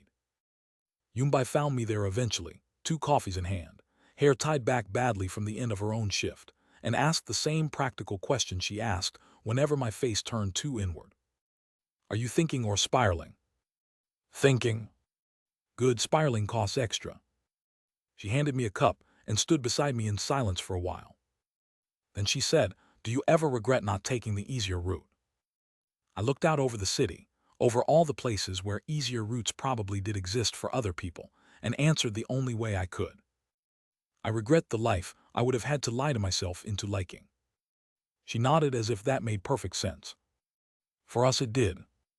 After a minute she added, you know you're still going to end up in some very powerful room eventually. That sounds ominous. It's observational. People like you don't stay invisible forever. I smiled into the coffee. You make that sound like a weather warning. It is. Fair again. She leaned her shoulder very lightly against mine, enough to count, and said, then when you get there, don't let them make you elegant in the wrong places. That was the whole second life in one sentence. Not softer.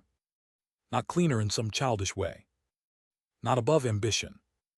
Not above power. Just unwilling to let the wrong rooms train the wrong grace into me again. I took a sip of bad hospital coffee, looked at the city that had already killed me once and still somehow given me another run at it, and understood that the story was nowhere near done.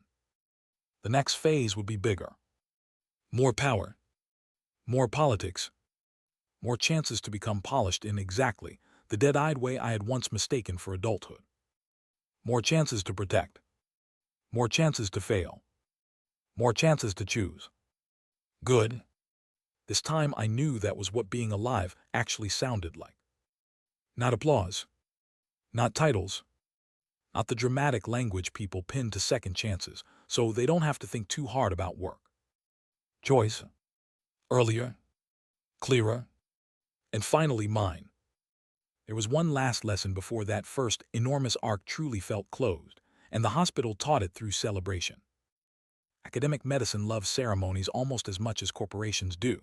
White coats, awards, fellowship send-offs, departmental dinners where exhausted people are expected to become symbolic under fluorescent chandeliers because an institution cannot survive only on labor.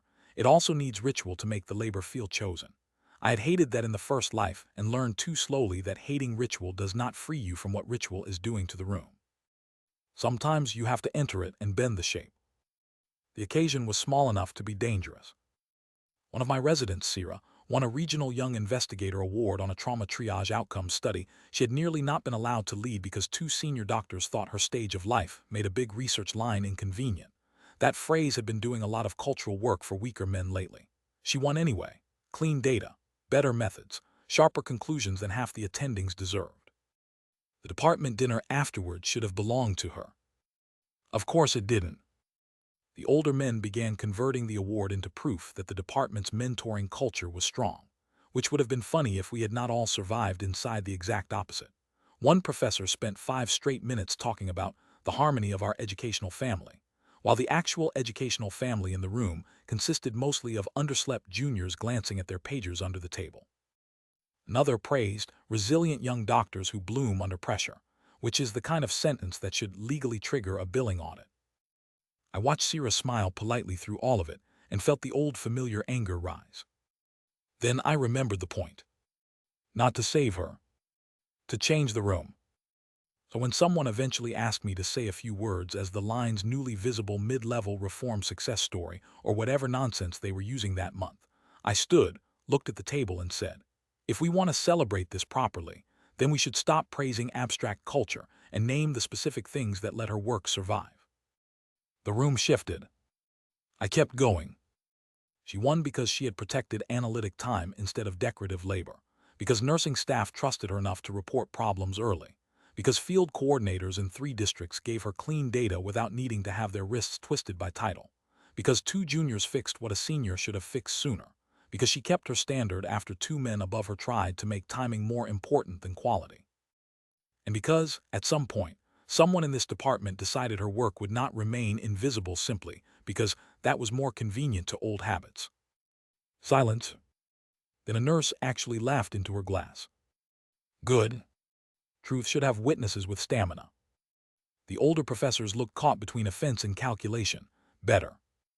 Sierra looked at me like I had just handed her a blade in public and dared the room to call it cutlery.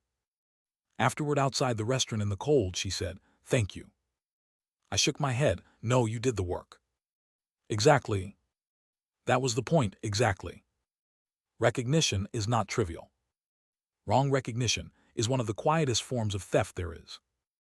The same week, my father closed his repair shop. Not in failure. That was the important difference this time. He closed it because he was tired, because my sister was stable, because my mother's surgeries had happened before crisis turned them into family mythology, because I could finally sit with him over coffee and hear him say, almost casually, "I don't think I need to prove my usefulness through pain anymore." I almost dropped the cup. That sentence from him, of all men, felt bigger than any award line or hospital title I had touched yet. In the first life, he never got there. He kept working past reason, then past dignity, then into a small, quiet shrinkage I did not know how to stop because I was too busy becoming impressive to strangers. This time he still had edges left when the choice arrived. That mattered, maybe more than the entire profession. My mother, naturally, took the moment with less drama and more accuracy than everyone else. She looked at both of us across the table and said, "Good. Men in this family are finally learning retirement before funerals." No one could improve that line, so we ate in respectful silence for a while. Later that month, Yumbai and I signed a lease on a place neither of us could have imagined in our student years.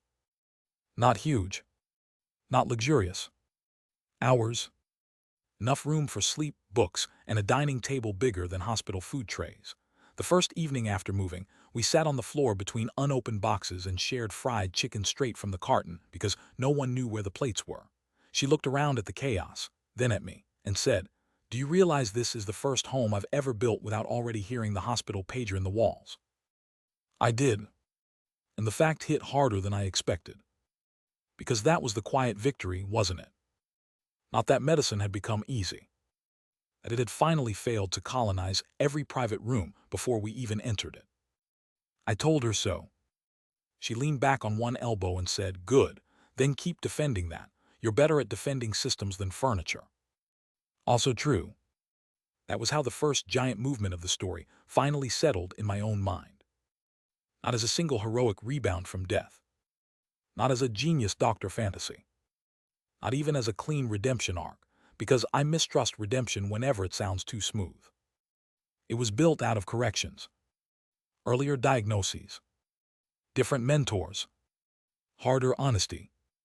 Fewer excuses mistaken for maturity. Faster refusals. Better love. More exact ambition. I had not solved medicine. I had barely even begun fighting the upper floors of it. But I had already changed the local weather around dozens of people. My parents, Jihyun, Yumbai, Sira, Sunwoo in small ways. Residents who would train under a line that no longer treated humiliation as competence. Patients whose rooms I entered with enough memory not to let old system failures become inevitable again before someone at least tried to stop them. That was enough to make the second life real. Not safe. Real. And when the next title, next position, next committee, next quiet invitation toward power inevitably arrived, I knew something with a certainty no professor, chairman, or hospital director could improve. I would still go upward. I just would not go upward empty this time. If there was any doubt left that the second life had started bending the future instead of merely replaying it with better timing, it disappeared in the year I took my first real teaching block. Students, not residents, not fellows. Actual fourth-year students with fresh white coats, shaky pens, and the kind of frightened idealism medicine either prunes into competence or weaponizes into obedience, depending on who gets to them first. The hospital assigned me a clinical methods group for the emergency and trauma crossover rotation. It sounded minor. Nothing in training ever is. Students remember not only what you teach, but what kind of person they had to become in front of you to receive the lesson safely. I knew that now with a depth the first life never gave me soon enough. The group itself looked like every group looked at the start. One student already overprepared and defensive about it. One trying to charm his way past fear. One woman silent enough that every senior would mistake caution for lack of confidence unless interrupted. One rich boy performing composure with both hands. One genuinely kind face that already worried me because kindness without edges gets eaten early in hospitals. And one student who kept asking the best question in the room and then apologizing immediately after, which made me want to rewrite the entire educational system with a hammer. I did not begin with disease. I began with rooms. How do you know someone senior is teaching you and not just unloading anxiety downward? I asked. They looked at me like I had opened anatomy by discussing tax law.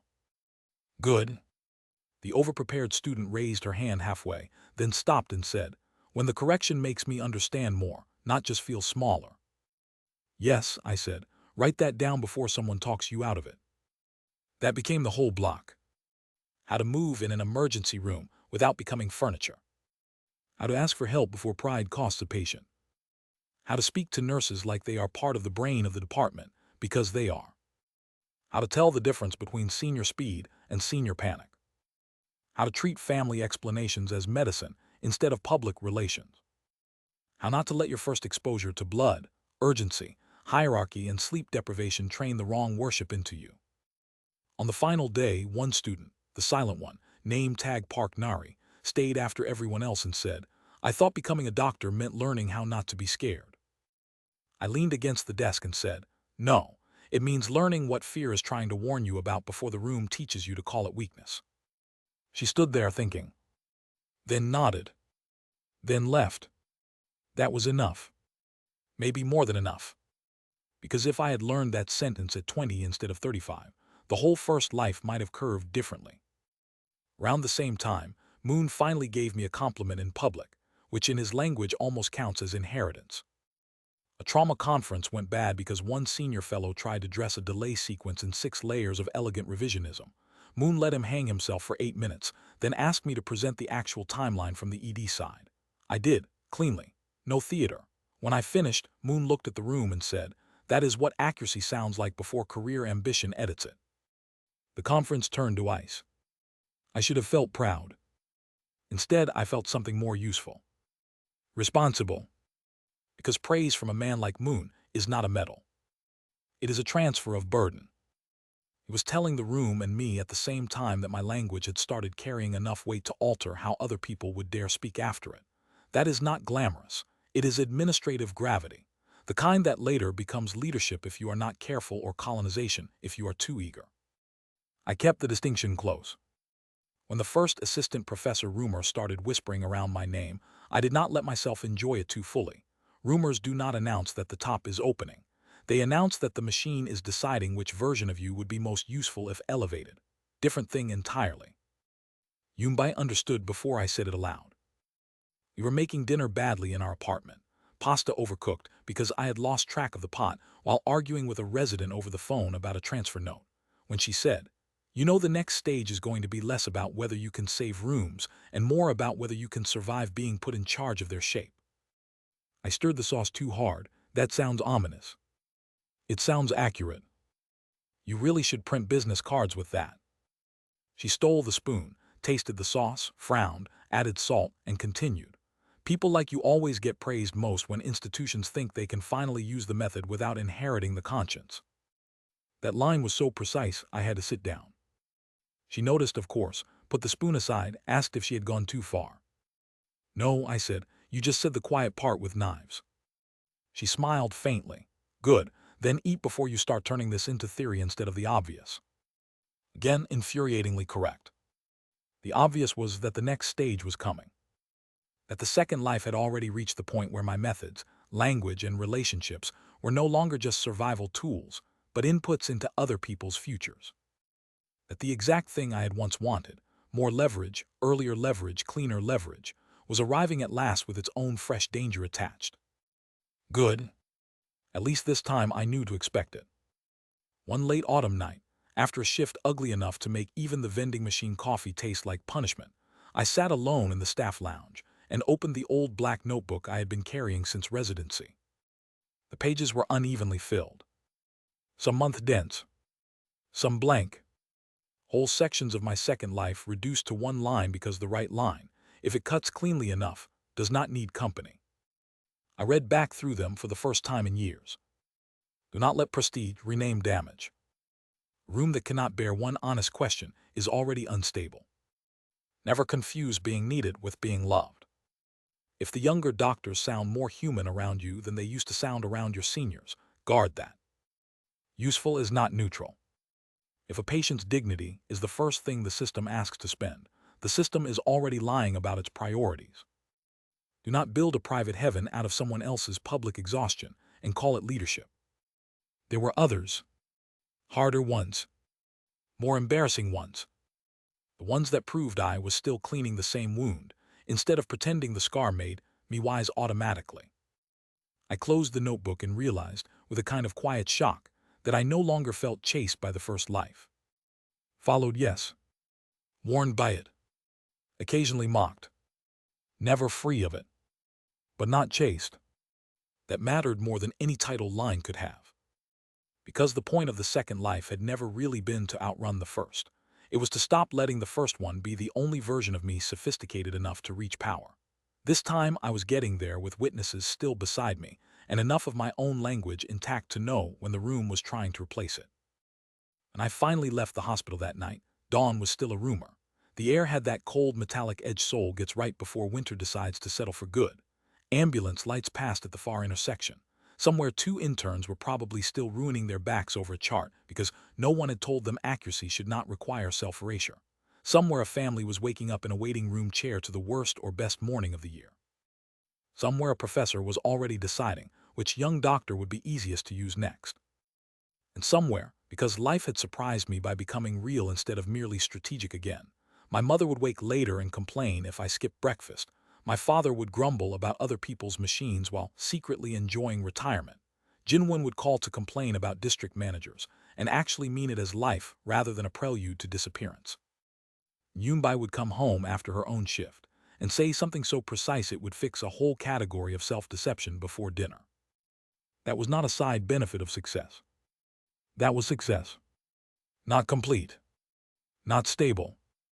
Not guaranteed. Real enough. I put my hands in my coat pockets and started walking toward the station with the same steady certainty that had carried me since that first impossible day back under the classroom desk. I would still climb. I would still fight. I would still choose hard rooms when the harder room was the truer one. Only now I knew exactly what I was climbing for. Not the applause. Not the myth. Not even the simple correction of old regret. A life that could survive its own success without having to lie afterward about what it had cost. That was the part worth returning for. And this time, I intended to keep earning it while I was still fully awake inside it. Real enough lasted 3 weeks before the hospital tried to collect interest. That was the first thing I learned once my life stopped feeling like a second chance and started behaving like a real one. Stability never arrives as a permanent state in medicine. It arrives as a narrow window in which nobody is actively bleeding. No professor is currently building a future out of younger people's sleep, and no administrator has yet mistaken a quiet quarter for permission to get ambitious in the wrong direction. If you want to keep anything human alive inside a hospital, you do not protect peace. You protect the conditions under which peace can happen again after the next blow. The next blow came through a designation review. Our hospital had been trying for years to secure broader trauma center authority, which in the public imagination sounds noble and in hospital reality means money, status, and an endless contest over who gets to control the narrative around disaster before the ambulances even turn the corner. In my first life, the review came later and worse. Administration wanted the title badly enough to fake readiness, and the doctors wanted the resources badly enough to let themselves be used as evidence that the readiness already existed. We won. Then we paid for the win by asking the same exhausted people to cover the new load until they started making mistakes nobody above them had to carry in their own names. This time I saw the review coming early because the administrators got polite in the wrong direction. They started visiting the emergency side without needing a photo. They asked more questions about throughput visibility than about staffing. The chief operating officer began using phrases like integrated emergency excellence and regional confidence, which is always the sound a hospital makes when somebody wants prestige faster than it can afford honesty. Moon heard it too. Still had the same face he had worn when I was a resident under him, a look like he had spent too many years listening to men with cleaner hands describe what counted as necessary pressure. He called me into his office on a Wednesday evening after the trauma list was finally short enough to let people remember they had spines and said, "The board wants the trauma center designation package ready for spring. They think the title will bring enough money and referrals to stabilize the service line. And you think the title will make them promise what they still don't intend to pay for." He nodded once. Good, at least one person in this building still hears Korean properly. That was the beginning. Not of the review. Of the fight over what the review meant. The administration wanted a story. Moon wanted a system. I wanted the story to become impossible without the system. There was no clean way to do that. It meant paperwork, staffing models, regional EMS coordination, or readiness mapping, blood bank timelines, trauma bay turnover data, resident call burden, and one ugly little category nobody in administration ever wanted near the front page of a designation file: the number of emotionally exhausted young doctors who were still functional only because they had not yet had time to fail where someone important could see it. I built the first draft over 6 nights. No perfume. No inspiring language. No, our institution stands ready to serve the region. Just the actual numbers. Median time from field alert to trauma team assembly. Or mobilization variance by hour. Night shift staffing drag. Radiology choke points. Reasons resuscitation flow still depended too heavily on whichever senior had decided not to go home. I attached one note at the front. Designation without staffing correction creates moral fraud with improved signage. The vice chair for operations nearly swallowed his own tongue when he read that line. He asked whether I had confused an internal planning memo with an activist pamphlet. I told him I had confused a hospital with an institution still expected to keep people alive. That did not improve his mood. It did, however, force the next version of the conversation into terrain he could not fully escape through branding. He wanted a cleaner sentence. I gave him better evidence instead. One resuscitation room left half-ready after a 2-hour chain delay because transport support was thin, and everyone had assumed someone would take the fourth role. One vascular case that would have gone to a slower transfer if Moon had not still been physically in the building. 3 residents with unsustainable call patterns hidden under the word adaptable. 7 nursing comments written in the professional dialect of people who know exactly how much trouble truth causes if not dressed correctly.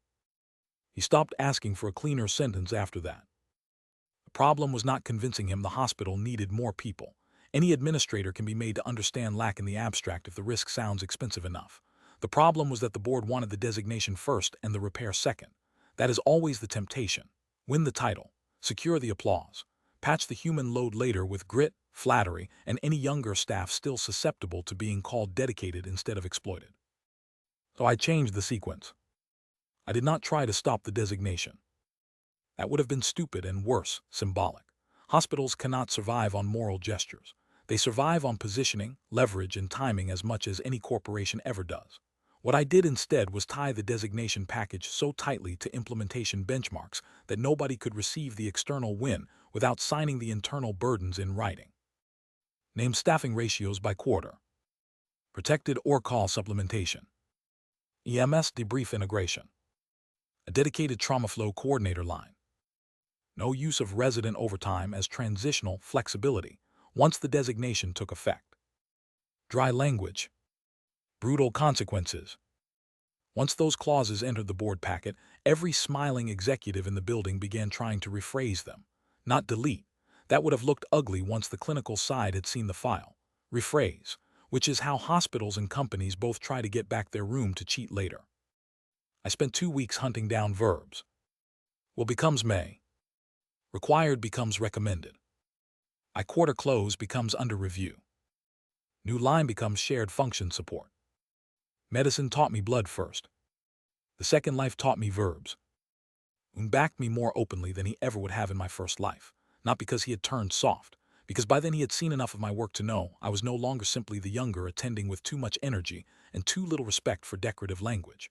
I had become the one person in the trauma side who could fight upstairs without immediately converting pain into metaphor on the way. That is a rare hospital skill, more rare than hand speed, more rare than diagnostic brilliance. Plenty of gifted doctors can save one patient. Very few can keep the institution from reusing the same broken logic on the next thousand. The designation meeting itself took place in the glass boardroom nobody on the clinical side trusted because every temperature in there was calibrated for finance, not people. The vice chair wore his hospital smile. The nursing director looked tired enough to count as honest. The external reviewers had the bright, bloodless expressions of people who would later write the words promising infrastructure if we let them. Moon sat 3 chairs from me with a folder thick enough to stop a bullet. Yumbai, there on the pediatric surgical support side, because the review package touched shared emergency and ICU burden, looked like someone had ironed stillness into her spine before breakfast. I did not look at her too often.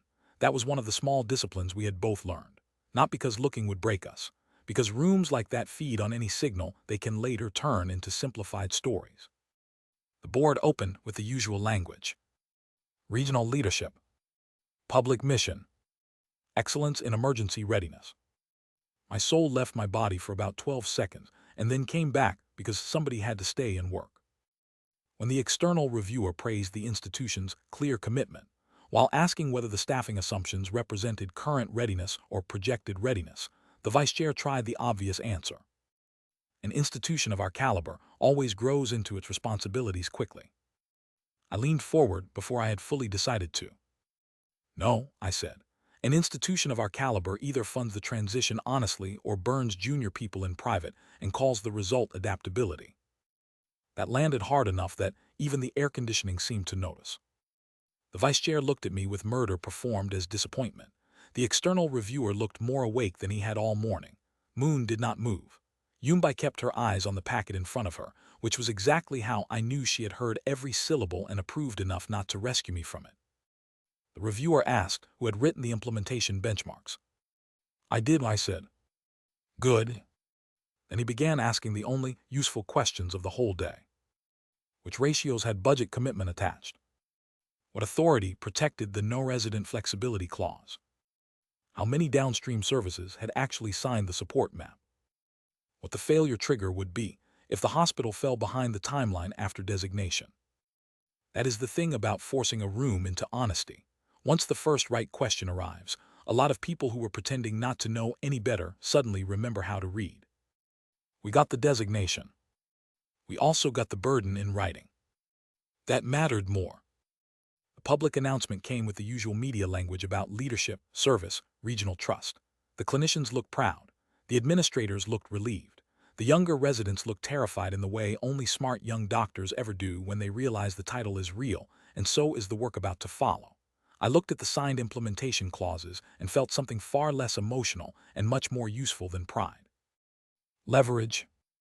For once the hospital had praised itself so loudly in public that it would be harder than usual to betray the people underneath the promise without somebody eventually putting the contradiction in a headline. That never makes institutions moral. It makes them governable for a while. I've learned to take that and move quickly. The first direct hit after designation came through a mistake. Not mine. One of my juniors. Which is always when leadership becomes more interesting than self-control. Her name was Jihyun, third-year emergency resident. Fast enough to look calm under pressure, which in hospitals is one of the most dangerous talents because everybody above you starts believing your composure costs nothing. She had a good brain, a tired face, and the exact kind of responsibility reflex that makes senior doctors say promising with quiet delight right before the person in question starts falling apart in ways no one wants to count against the department. The patient was an elderly man with an upper GI bleed complicated by delayed arrival, family confusion, and one of those histories written by time, poverty, and 3 different local clinics that all seem to hate chronology. Jihyun pushed the first management steps correctly, got blood moving, called for scope support early, and then missed one thing that mattered. She accepted an old medication note as current. Warfarin not current, stopped 6 months prior. The actual anticoagulant had changed. The reversal pathway was different. Not enough to kill him, thanks to the timing and a senior backup catch 3 minutes later. Enough to reveal the whole shape of the room around her the second the chart closed. I knew before noon what would happen. A senior consultant from GI would say the error reflected training looseness in emergency. An administrator would ask whether trauma designation pressure was already affecting documentation reliability. One of the older attendings would describe the issue as understandable under load, while quietly making sure the written summary placed the burden low enough on the latter to remain educational instead of departmental. And Hyojin, because she was exactly who she was, would start apologizing with her whole body before anyone actually decided what to do with the event. I found her in the small call room behind bed 7, with the chart open on her lap, and the kind of expression I had once worn so often it became part of my bones. She started standing the second she saw me. I should have checked the outpatient update, and I saw the note, but I held up one hand. Sit. She sat. I took the chair opposite her, not the one by the door. Important. Doors are for supervisors who want the conversation to feel procedural. Opposite is for work that still belongs to people. What happened? I asked. She blinked, then frowned. That is the first useful thing about asking the right question. It interrupts ritual guilt long enough for thought to re-enter. I trusted the old medication summary instead of tracing the full line, she said. I was moving too fast because I thought the delay was in blood, not in medication history. Good, keep going. Then when his daughter said the blood thinner had changed, I assumed she meant the dose because the old clinic printout was written like garbage, and she stopped, swallowed once, and corrected herself. I assumed instead of verifying. There it was. Not carelessness. Compression. The kind that turns intelligent doctors into error-prone ones, because the system still rewards speed more consistently than clarity, and then acts shocked when young people begin trusting the shorter route through ambiguous information. So I said that, not to excuse her, to name the real architecture before the shame swallowed it whole. You made a real error, I said, and the error came out of a pattern bigger than your hands. Both are true. If you only treat one of those truths, you'll either become reckless or useless. She stared at me for a second, tears not falling because some people are trained too well for tears to arrive on schedule. What happens now? That depends, I said, on whether we let the room teach the wrong lesson. The room, of course, was already trying. GI wanted the chart note framed as emergency side medication verification failure. Administration wanted rapid corrective education and a quiet protocol memo. One old attending suggested we keep the summary narrow to protect resident morale, which sounds kind until you realize it's just another way to prevent the department from owning the conditions that produce the miss. So I widened it.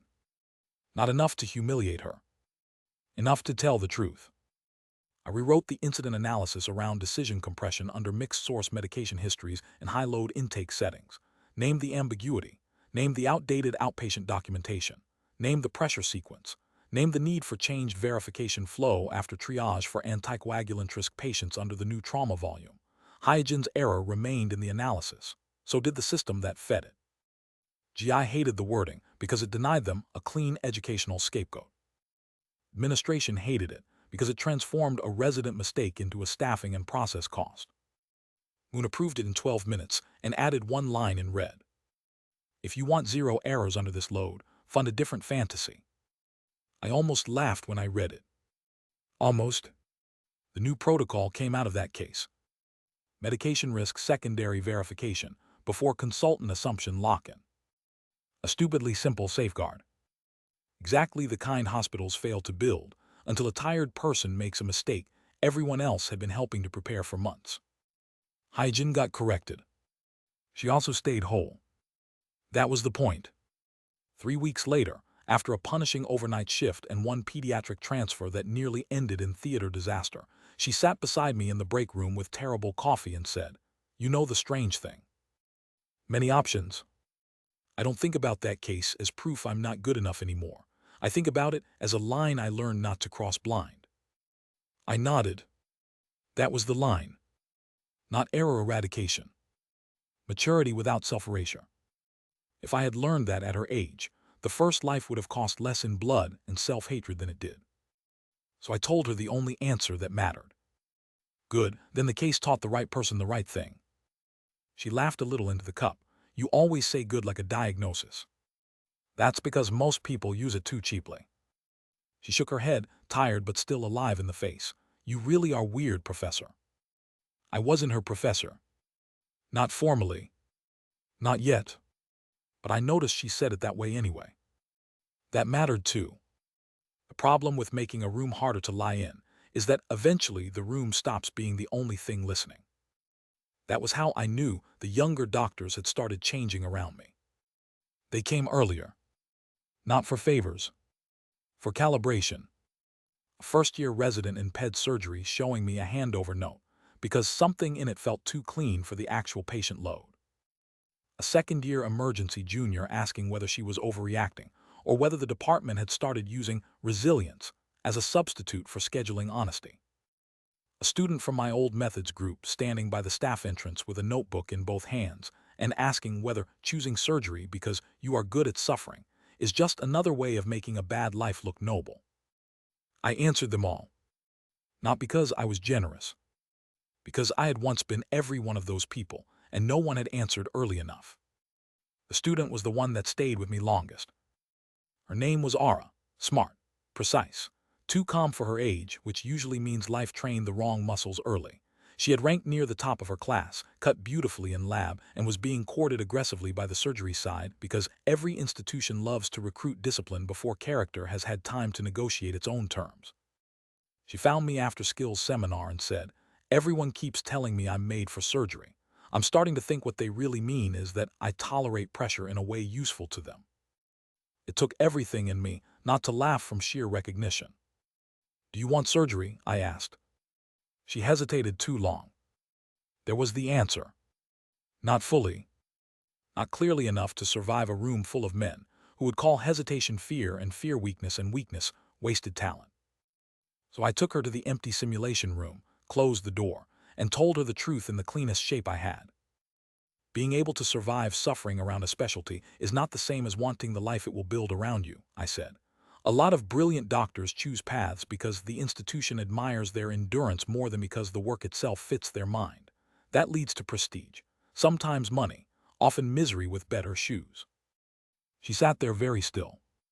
Then she said, "How do you tell the difference?" I thought about my first life. About the way surgery had once felt like identity, punishment, pride, and moral theater all tangled together so tightly that by the time I knew where the medicine ended and the self-destruction began, my whole body already spoke the dialect.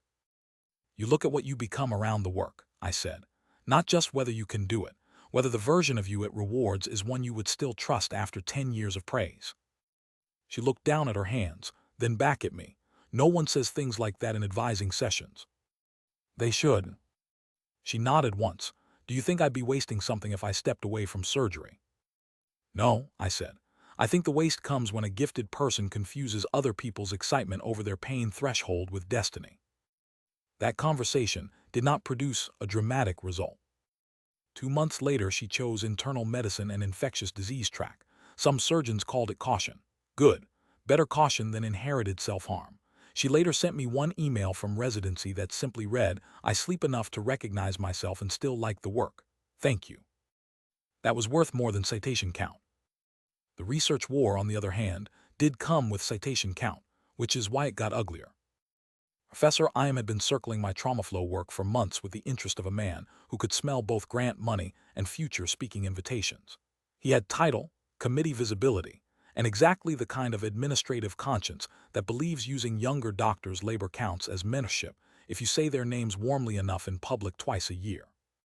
He wanted the trauma designation metrics and the medication compression adaptation work packaged into a multi-center systems paper under his coordinating lead. Not unreasonable in principle. Poison in the actual details. He asked for the draft dataset access through a meeting invitation, which is always a bad sign. Men who respect work ask for work in a format traceable enough to survive witnesses. Men who want to own work ask in rooms. If you say yes, they later call the conversation mutual alignment. I said no. Not bluntly. Not even emotionally. Just no in the shape of process. Named authorship first. Dataset governance clear. Resident contributions preserved. Writing structure agreed before any file sharing. If he wanted a paper, then the paper would enter the world with the work attached to the right people, instead of his title, wrapped around it like all the younger hands underneath had been historical weather. He took that badly. Of course. The man had spent 15 years mistaking hierarchy for oxygen. Being denied a younger doctor's work without open confrontation was, to him, worse than public insult, because it meant the door had closed without even granting him drama. So he escalated through concern. He suggested to Moon that I might be over-identifying with junior staff to the detriment of proper institutional authorship. He implied to administration that my leadership style risked making residents feel too individually protected, which is one of the most disgusting phrases I have ever heard in medicine, because what it really means is they are becoming harder to exploit quietly. He even made one half-clever attempt to sound generous in front of me by saying, "You'll learn that if every young doctor tries to own his work too literally, none of us can build the larger academic structures medicine needs." I looked at him and thought of the first life, of every brilliant junior I had once watched get drafted into someone else's legacy, and then congratulated for the exposure. Then I answered, if the larger structure can't survive naming the actual builders, then maybe it isn't as large as it thinks. That bought me a month of enemy status. Worth it. The paper went forward anyway. With the right names. Sierra first author. Jihyun and two others on the middle line. I took corresponding, because by then I had enough altitude to absorb the administrative irritation better than they could. Professor Im kept his seat at the multi-center table because medicine is still medicine, and institutions still prefer continuity over purity, but he did not get to absorb the work into his own gravity cleanly. Sierra cried after the acceptance email. Not dramatically. Just one quiet spill of relief in the research room at 1:14 a.m. after months of trying to be brilliant enough and polite enough and impossible enough to erase. "You know what the worst part is," she said, wiping her face with the back of her hand because doctors are terrible at dignified crying. "Choose one." I got so used to preparing myself to lose the authorship that, when it stayed mine, I didn't know where to put the feeling. That almost broke me. Because I knew exactly what she meant. Because so much of modern professional life is just preemptive grief disguised as realism. So I told her what I wish someone had told me much earlier. You put it in the future, and next time you don't start by assuming your work belongs to the room more than it belongs to the truth you built. She laughed wetly. "You make everything sound like therapy." "No, therapy is better organized." That got the actual laugh. Enough. My father's health scare arrived at the rudest possible time, which is to say at the exact time life understood I had started behaving as if I could now control too much of it through timing alone. He called on a Friday afternoon, said he was fine, and then casually mentioned that the repair shop stairs had felt strange under him that morning. My father had the kind of pride common to small businessmen who survive decades by distrusting both institutions and their own vulnerability. If he said something felt strange, then it had already been serious enough to frighten him in private first. I went to see him that night. The shop smelled the same as when I was 17. Dust, metal, old oil, winter air under the door. That smell hit me harder than any office or hospital ever could because it was the smell of my first idea of labor. Hands, time, and worry exchanged directly for survival without even the decency of polished language over the trade. He looked smaller than he wanted me to notice. Not sick. Not strong enough to pretend nothing had changed. We ran the tests the next day. Nothing catastrophic. Vascular issue, early enough, treatable if he stopped behaving like his body was a machine he could keep restarting by irritation alone. My mother, who had already seen through all of us by Wednesday and simply waited for the men in the family to catch up, made tea while the doctor explained things and said, without looking at either of us, "It's funny. I spent 30 years watching two stubborn people pretend maintenance was what happened to other people's equipment." I laughed before my father could object. Then I took him seriously. The old life would have turned something like that into guilt and money. Arrange appointments. Pay. Call more often for 2 weeks. Return to work. Tell yourself dutiful sons do what time allows. The second life refused to let me get away that cheaply. I changed their clinic structure. Got my father onto a cleaner follow-up chain. Made his medication and checkup schedule idiot-proof, because prideful men and avoidable complexity are a terrible combination. And more importantly, I changed my own timing around them instead of asking their aging bodies to fit my important life once again. That is the part nobody tells you about getting a second chance. Fixing the big disasters is only half the work. The other half is refusing to rebuild the ordinary neglect, just because it looks respectable from a distance. My father hated the fuss. My mother enjoyed watching him hate the fuss almost as much as she enjoyed seeing me admit, through action instead of speech, that my life now had enough weight to rearrange around family without collapsing professionally. One evening after dinner, while my father grumbled over a manual he no longer had the eyes to read comfortably and refused to admit it, my mother stood by the sink and said, "You know what's different this time?" I dried a bowl and said, "The seasoning. You come home like someone who still lives in his own life." That line stayed with me, the way the best lines always do. Quietly, forever, because she was right. Even in the busiest weeks now, the hospital no longer had total ownership over my return. The first life trained me to think that was the price of seriousness. The second had forced me to see it as theft with a better tailor. Round that same period, Yumbai and I finally stopped pretending the subject would solve itself through good timing and structural caution. Nothing exploded. No confession under rain. No half-drunken honesty after conference drinks. We were in my kitchen. Late. Both tired. One of her pediatric liver cases had gone long, and one of my residents had nearly taken a chart error home like a personal sentence. The food was simple. The room was warm. We had both already gotten too used to the ease of each other's silence to keep calling it coincidence. She set her glass down and said, "If we keep treating this like a scheduling issue, we're going to become ridiculous." I looked at her and felt the whole floor of the room shift. Not because the sentence was dramatic. Because it was correct. "Yes," I said. "Good, then at least we're ridiculous in the same diagnosis." I laughed, and that released something in both of us all at once. Not tension exactly, more like a long-held administrative stillness finally discovering it had become unnecessary. We talked after that. Actually talked. About the work. About the danger. About how much easier it is for two doctors to confuse shared crisis literacy with compatibility, until the first ordinary day arrives, and no one knows what to do with the quiet. About my first marriage, which I named plainly this time instead of summarizing as a casualty of ambition. About her own fear that medicine trains women especially to become so competent at caring that they later can't tell whether help feels like intimacy or threat. About the hospital, the rumors, the hierarchy, the question of whether two people can build something honest inside a place that feeds on misreading. No promises. No melodrama. Just accuracy. By the end of the night, we had not solved the architecture. We had done something better. We had stopped lying about the room we were already in. That changed the next months more than any single label would have. We did not perform coupledom at work. We were too old, too careful, and too aware of the building for that kind of adolescent courage. But the private side of my life gained a new kind of steadiness. Not ease, not innocence. A steadiness built from two people who had spent long enough surviving institutions to understand exactly how much intention ordinary tenderness requires. I did not know, in that first life, that love could make me more disciplined instead of more divided. Now I did.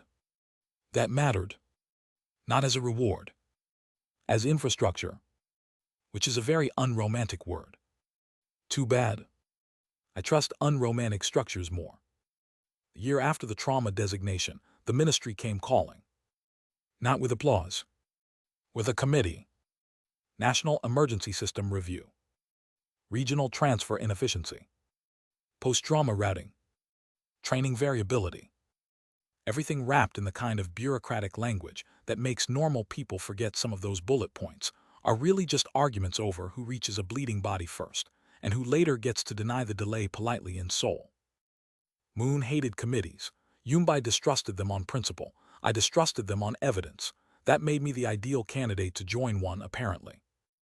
The hospital nominated me because the designation work had made my name expensive enough outside the building to sound useful in public, and still low enough in rank that if I irritated the wrong people, the institution could later call me passionate rather than central. Fine. I took the seat. The committee itself was a small museum of Korean institutional types. Two ministry officials who believed process could replace courage if documented cleanly enough. One regional EMS director too tired to flatter anyone. Three hospital representatives, two of whom used the phrase system, strengthening the way weaker men say weather. One surgeon from a major soul center who thought every transfer problem could be solved by making smaller hospitals fail more elegantly into his own. Me. And because the universe still occasionally gives me timing, as if daring me to misuse it, Jin Tiwoo seated on the funding and infrastructure advisory side for an industrial health systems partnership subgroup. He saw me across the room, leaned back in his chair, and smiled exactly the way a man smiles when the next round of an argument has arrived under official budgetary cover. "Still staying," he said later over the first coffee break. "Still circling. I thought you'd have become respectable by now." "That sounds like an insult." "It's concern." "No, it is." He laughed. The bastard was always at his most likable right when he should have been avoided. The committee was useful immediately because it had what most hospitals and companies lack: the power to make local failures visible across institutions instead of letting each building call its own rot unique. Transfer delay data from rural routes. Night call mismatch between trauma and anesthesia. Paper-perfect ministry compliance, hiding real training gaps. Ambulance protocols writ as if traffic and weather were moral choices. I lived through enough of those failures in the first life to know exactly how much blood gets hidden under regional variants. So when the first draft report came around softened into the usual administrative milk, I rewrote the entire middle section. Not delay points. Dead time. Not resource imbalance. Known survival disparity by route and hour. Not recommend enhanced cross-center communication. Create mandatory live transfer authority with traceable refusal record. That last one changed the room. The ministry officials hated it because traceable refusal makes every future delay a political object instead of a sad statistic. The big center surgeon hated it because it meant his institution could no longer posture about excellence while quietly declining the inconvenient cases under capacity judgment. The EMS director loved it enough to stop pretending he disliked me. Tiwoo watched the whole thing with open amusement, then cornered me after session 3 and said, "You really do insist on making every system write down the exact point where it stops being innocent." "Yes." "Do you have any idea how exhausting that looks from the outside?" "I'm more concerned with what it looks like from inside the ambulance." That shut him up for almost 10 seconds. A personal record. The ministry did not adopt the report cleanly, of course. No institution does. But the traceable refusal language survived. The routing map tightened. Training funds moved, slowly, badly, still usefully. And for the first time in a long while, I felt the same thing I had once felt in Hansung at my best moments. Not when I won a title fight, but when I changed the grammar enough that the next damage would have to work harder to pretend it was inevitable. That was still the work. Different building. Same war. The hospital itself was testing me on the same question now. Moon had started taking one less overnight call each month. Not because age had suddenly announced itself. Because for the first time in decades, he could see somebody below him carrying enough of the right burden that stepping back no longer felt like institutional murder. That somebody, unfortunately, was often me. The older version of me would have mistaken that for validation and inhaled the burden like narcotic proof. The new one did something different. I distributed it. Sierra took the triage research line fully. Jihyun got formal authority over the medication risk verification protocol training. 2 juniors rotated through morning review ownership with my support, instead of me simply helping from the front forever. When a young attending on pediatrics proved she could hold one brutal transfer meeting without either collapsing or softening the facts into apology, I made sure she did the next 2 as well, and then carried that record upward in her name. I was becoming less indispensable in the right direction. That felt much better than applause ever had. Harder, too. There's ego in being the one who can fix the room. Most high-performing people never admit how much of our identity gets fed by necessary competence. The second life forced me to face that. If I truly believed in building a life that could survive its own success, then the systems I touched had to stop needing my personal pulse in every corner.